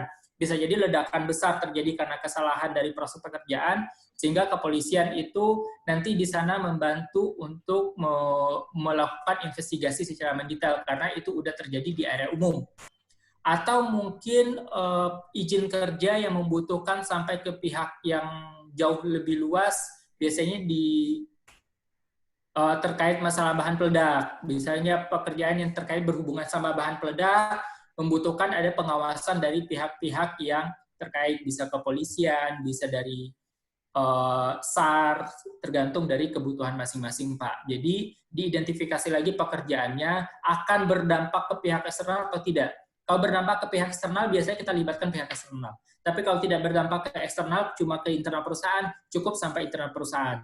Tapi kalau pekerjaannya itu ada dampak penyalahgunaan, kayak bahan peledak, biasanya setiap perusahaan yang menggunakan bahan peledak akan mengajak dari pihak kepolisian untuk, biasanya di BRIMOB, untuk memastikan pengamanannya. Biasanya gitu. Itu untuk keterlibatan pihak eksternal dari pertanyaan Pak Yaya. Sedangkan yang tadi, yang kedua terkait JSA. masalah legalitas dari JSA. Legalitas dari JSA perlukah sampai ke kementerian? Itu sejauh yang saya pahami, sejauh yang saya pahami, sejauh yang saya tahu, tidak perlu sampai ke bagian dinas. Itu biasanya yang tertinggi pengesahan JSA itu biasanya ke kepala kalau di tambang, ke kepala teknik tambang atau yang bertanggung jawab pada konsesi area tambang tersebut. Kalau misalkan di migas itu, misal kalau di refinery, biasanya kepala di refinery itu tersebut yang paling tinggi jika pekerjaan itu memiliki risiko yang sangat signifikan. Nah, tidak sampai ke pihak pemerintah itu tidak, JSA tidak memerlukan sampai ke sana, Pak. Oke, teman-teman kalau mau bertanya silakan gunakan raise hand ya. Oke, pertanyaan berikutnya ini masih ngomongin soal otorisasi dan kompetensi ya sebuah pelaksanaan pekerjaan untuk work permit. Nah, itu siapa tuh? Ya, tadi kan kita ngomong pihak eksternal. Nah, kalau pihak internal itu yang memberikan otorisasi permit itu siapa? Nah, dari Pak Paimin dari PTPN 12 Banglan. Silakan. Kalau untuk otorisasi pemberian izin work permit itu kembali ke perusahaan masing-masing sebenarnya Pak, sistemnya dikelola sama siapa. Tapi pada umumnya perusahaan-perusahaan yang ada di Indonesia rata-rata itu dikelola sama HSE atau bagian safety. Tim safety lah yang memverifikasi apakah persyaratan semuanya udah ngesel atau belum. Nah, di sini yang akan dicek sama kompetensi yang harus dipahami oleh orang yang memverifikasi atau menyetujui dari proses work permit ini adalah kemampuan dia dalam menilai risiko atau bahaya dari pekerjaan tersebut, kemudian kompetensi dia dalam pemahaman keadaan darurat terhadap pekerjaan tersebut, dan teknis dari proses pekerjaan tersebut. Biasanya itu menjadi pertimbangan dalam menunjuk siapa yang mempunyai otoritas dalam memberikan izin. Oke. Ini pertanyaan dari Pak Gunawan Panjaitan. Izin bertanya Pak, apa beda JSA, HAZOP, dan HAZID? Dan kapan itu dipakai? Nah, ini menarik juga nih. Sering juga nih pertanyaan-pertanyaan seperti ini nih. Silakan Pak. Izin JSA, Hazop, Hazid, dan kapan dipakai. Hazop, Hazid, Hiradese itu rada apa sih lebih Hazop sama Hazid lebih mirip ke arah Hiradese, lebih general. Sedangkan JSA ini lebih mendetail terhadap detail-detail pekerjaan yang akan kita lakukan, step by step secara rincinya. Nah, perbedaannya di sana. Perbedaan JSA sama tools yang lainnya cuma di situ, bahwa JSA itu mendetailkan secara rinci step by step dari proses pekerjaan tersebut. Dan kapan dipakai? JSA itu tadi dipakai saat ada dari 3 kategori tadi. Sedangkan Hazop Hazid ini biasanya saat sebelum dilakukan pekerjaannya. Misalkan sebelum dilakukan proyeknya. Misalkan ada proyek kecil yang akan dilakukan di bagian perusahaan, biasanya ada yang menggunakan tools Hazop, ada yang menggunakan tools Hazid sebelum dilakukan. Sedangkan JSA ini kita udah tahu nih step by step secara rinci dan udah pasti itu akan dilakukan step by step-nya. Jadi perbedaannya lebih. Jadi Hazop itu singkatannya apa tadi, Pak? Hazop? Kalau Hazop itu Hazard, saya lupa kalau kepanjangannya nih. Udah lama banget nggak buka mata kuliah. Kalau Hazard identifikasi. Mungkin mirip itu Hazard. Adalah ya. Kalau ini mata kuliah mirip dengan risk register ya. Lebih mirip ke arah sana. Oke, berikutnya, apakah JSA memiliki kadaluarsa atau tetap bisa digunakan selama pekerjaan tersebut sama atau tidak ada penambahan peralatan metode kerja? Nah, ini kadang nih kontraktor nih ya. Ini Pak Andika Pascal Kindangan bertanya, bisa nggak dipakai terus gitu loh? Misalkan di awal proyek tuh sama terusnya sampai dengan selesai proyek, bisa nggak sekali aja gitu JSA-nya terus dipakai terus gitu? Bisa nggak tuh Pak? JSA 1 kali terus dilakukan selama proyek ya sah-sah saja sebenarnya JSA-nya. Misalkan kita ketik di soft file JSA pekerjaan A, nanti setiap ada pekerjaan itu di-print lagi, di-approve lagi, di-print lagi, di-approve lagi. Bisa-bisa saja, cuma tidak ibarat kata tidak efisien aja proses kerjanya gitu loh, tidak efisien. Kalau dari saya, ketika kita udah membuat JSA dan pekerjaan itu kemungkinan akan berulang terus-menerus, kenapa tidak dituangkan jadi standar kerja yang baku? Misalkan jadi SOP atau jadi IK. Sehingga ketika IK atau SOP udah keluar, kan sekali persetujuan saja, setiap pekerjaan berikutnya tinggal lihat, baca, selesai. Tidak melakukan persetujuan kembali gitu. Nah, secara efektif pekerjaannya lebih baik diteruskan menjadi standar kerja yang baku. Tapi kalau teman-teman tetap mau menggunakan JSA itu terus-menerus, ya disah-sahkan saja. Itu tidak ada salahnya. Ya, ini ada tambahan hazard and operability study ya. Oh ya, operability study ya benar. Aduh. Oke, ini Pak. Jadi tadi ketika membuat sekali JSA, otorisasinya pun harus ada waktunya, waktu limitnya ya. Nggak bisa misalkan kita ada pekerjaan proyek 1 tahun ya, buat JSA sekali untuk berlaku 1 tahun itu. Maksudnya seperti itu, bisa nggak kayak gitu? Kalau kayak begitu sih sebenarnya tidak, karena JSA ini pekerjaan itu untuk pekerjaan saat itu dan selesai saat dia sebelum pekerjaan dimulai JSA dibikin. Selesai pekerjaannya udah selesai, JSA-nya tidak berlaku lagi. Kalau mau bikin pekerjaan itu berulang lagi setelahnya dan mau menggunakan JSA, tinggal print lagi aja, ajukan persetujuan lagi gitu. Oke, kayak gitu ya sistemnya ya Pak. Oke, lanjut ke Pak Gilang Irham. Nah, jika standarisasi untuk JSA sudah ditetapkan pada Permen, kenapa ada perusahaan yang standar JSA-nya masih berbeda, seperti di Pertamina dan PLN? Ini kayaknya harus dijelasin lagi. Ada nggak kira-kira standar JSA ini ya? Standar JSA itu cuma standar minimum. Jadi misalkan di kotak yang harus diidentifikasi itu harus 3 yang tadi itu tercakup. Misalkan mulai dari identifikasi tahapan langkah, kemudian yang kedua analisa risiko dan bahaya, identifikasi bahaya dan risiko, kemudian menetapkan kontrolnya apa. 3 itu saja yang harus ada dalam form JSA.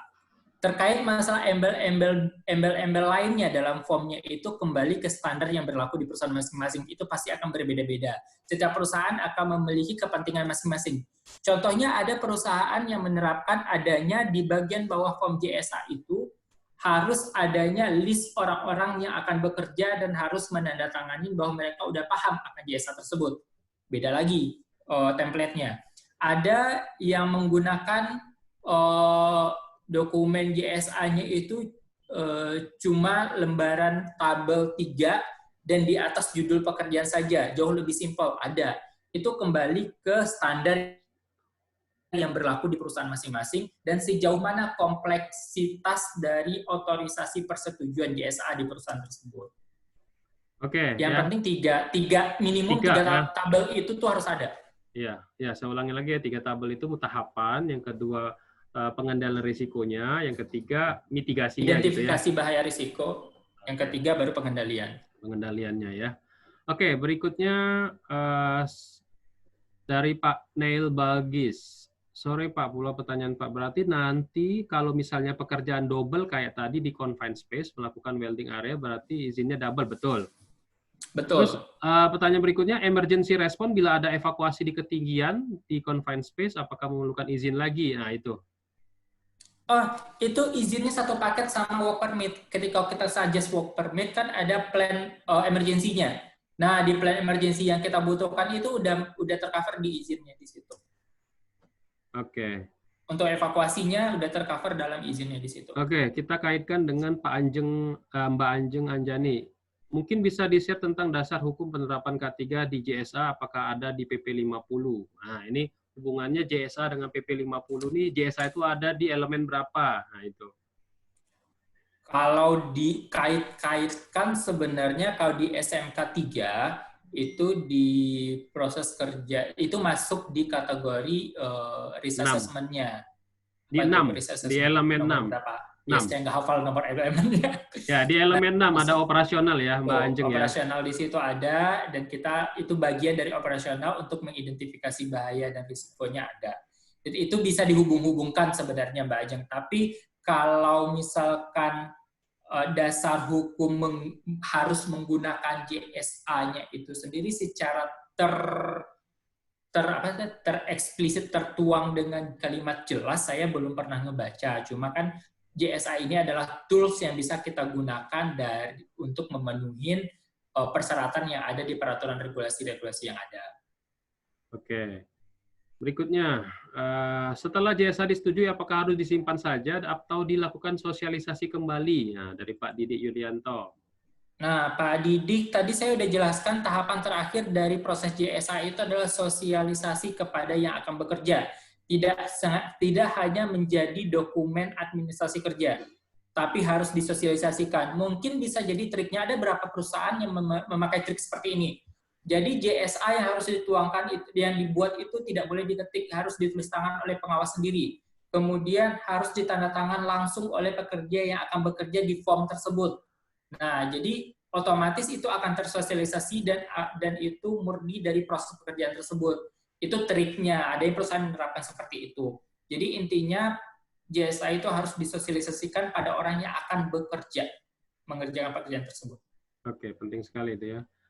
Oke, terkait dengan konstruksi lagi nih Pak Ari Wicaksono. Kalau di konstruksi, itu yang dimaksud dengan pengawas JSA itu apakah supervisor kontraktor, dari anggota tim konsultan pengawas, atau dari MK? Nah, ada MK tuh manajemen... MK itu apa ya? Manajemen konstruksi. Jadi kayak... kayak sistem manajemen konstruksi ya? Iya. Oke, kalau yang pengawas yang membuat JSA itu kita samakan frame dulu. Pengawas yang membuat JSA adalah pengawas atas pekerjaan itu langsung. Misalkan di konstruksi punya subkon untuk pembuatan pondasi, tersubkon sendiri untuk pondasinya nih.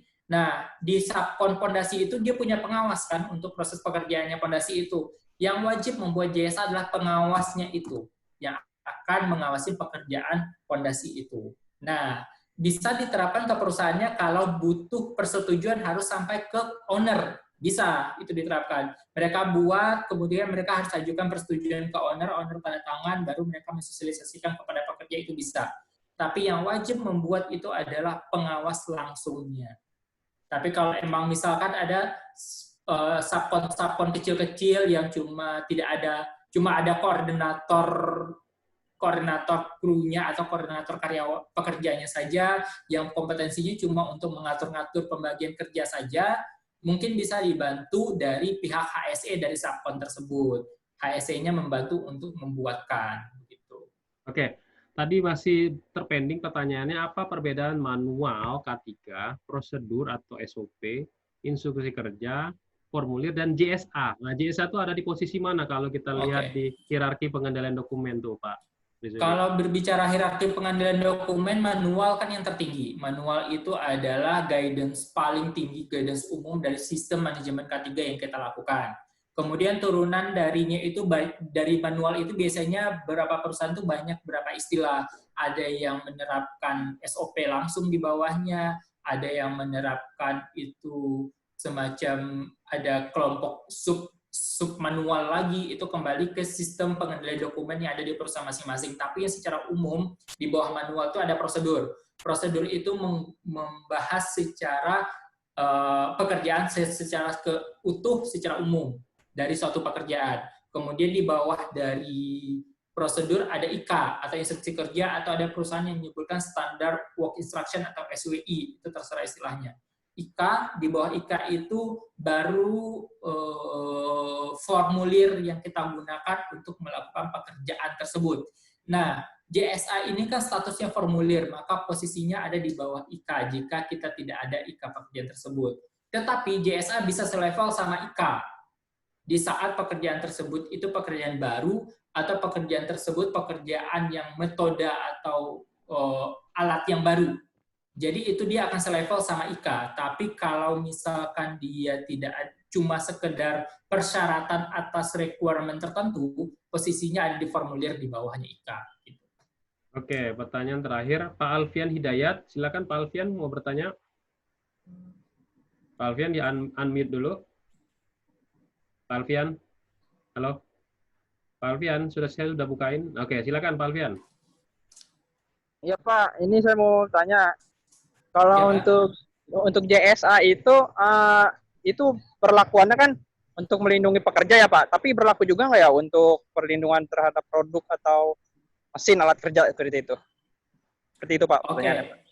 Oke. Apakah berlaku untuk perlindungan produk atau mesin? Bisa Pak. Jadi kembali lagi saat kita mengidentifikasi bahaya sama risikonya saat bekerja tadi, saat mengidentifikasi di kolom bahaya dan risiko, saya tadi menjelaskan kita harus memulai dari identifikasi bahaya dari 7 kategori bahaya tersebut dulu. Apakah bahaya tersebut bahaya kimia, bahaya fisika, biologi, itu nanti akan berpengaruh nggak ke hasil produknya? Bisa diidentifikasi di situ, sehingga Bapak bisa membuat kontrol untuk mencegah gangguan terhadap produk yang akan dihasilkan. Itu bisa. Kembali lagi kemampuan kita atau kejelian seorang yang membuat dalam mengidentifikasi bahaya sama risiko. Kita berbicara bahaya dan risiko itu dampaknya kan harus ada aspek ke manusia, aspek ke properti mesin, atau aspek kepada lingkungan. Terhadap pencemaran lingkungan juga bisa dilakukan melalui JSA juga, kemudian terhadap quality product. Bisa 4 ini bisa tercover dalam form ini bisa. Tergantung jelinya kita dalam mengidentifikasi. Kalau orang yang cuma ya udah syarat, yang penting syarat ada, biasanya nggak akan teridentifikasi gitu Pak. Oke. Kayaknya waktu kita sudah selesai nih Pak Rizuli, kita mau berbuka juga, Pak Rizuli juga udah mau berbuka. Mungkin ada closing statement dari Pak Rizuli, apakah cara efektif penggunaan JSA dan work permit ini seperti apa kalau di tempat kerja, sehingga teman-teman kita yang di HSE itu bisa menjalankan JSA dan work permit ini secara konsisten. Nah, silakan. Oke, menutup pertemuan ini terkait masa JSA. Dalam implementasi JSA yang harus kita pahami bersama adalah tanggung jawab dan tanggung gugat pembuatan JSA adalah di pengawas. Yang mana pengawaslah yang memahami secara detail terkait tahapan pekerjaan sehingga bisa mengidentifikasi bahaya dan risiko secara efektif. Ketika yang membuat bukan orang yang memahami tahapan pekerjaan, maka bahaya dan risiko tidak bisa teridentifikasi dengan baik. Itu untuk pembuatan JSA, dan teman-teman dipastikan prinsip utama JSA ini adalah harus tersosialisasi kepada orang yang akan melakukan pekerjaan. Kalau teman-teman tidak mensosialisasikan, tidak ada fungsinya dari JSA tersebut. Hanya sekedar dokumen paper yang hanya akan menumpuk tidak jelas. Wajib untuk disosialisasikan, karena banyak perusahaan yang luput untuk melakukan ini sehingga fungsi dari JSA itu tidak berjalan dengan baik. Kemudian terkait implementasi work permit ini kenapa diterapkan work permit untuk efisien dan aman proses pekerjaan, intinya kita harus memprepare baik pencegahan, prevention dari risiko yang akan terjadi, dan juga harus mengidentifikasi protection yang kita butuhkan untuk mencegah keparahan dari dampak yang akan terjadi. Jadi dari work permit ini tidak hanya dari pencegahan terjadi risiko, tapi kita juga harus mengoptimalkan upaya protection-nya, sehingga dampak yang akan terjadi itu tidak memberikan kerugian yang signifikan. Itu untuk dua ini. Dan terakhir, yang biasa selalu saya informasikan kalau ada sharing diskusi terkait safety, saya selalu menginformasikan bahwa keyword dari safety implementation itu adalah di acceptable. Kata kuncinya adalah penerimaan.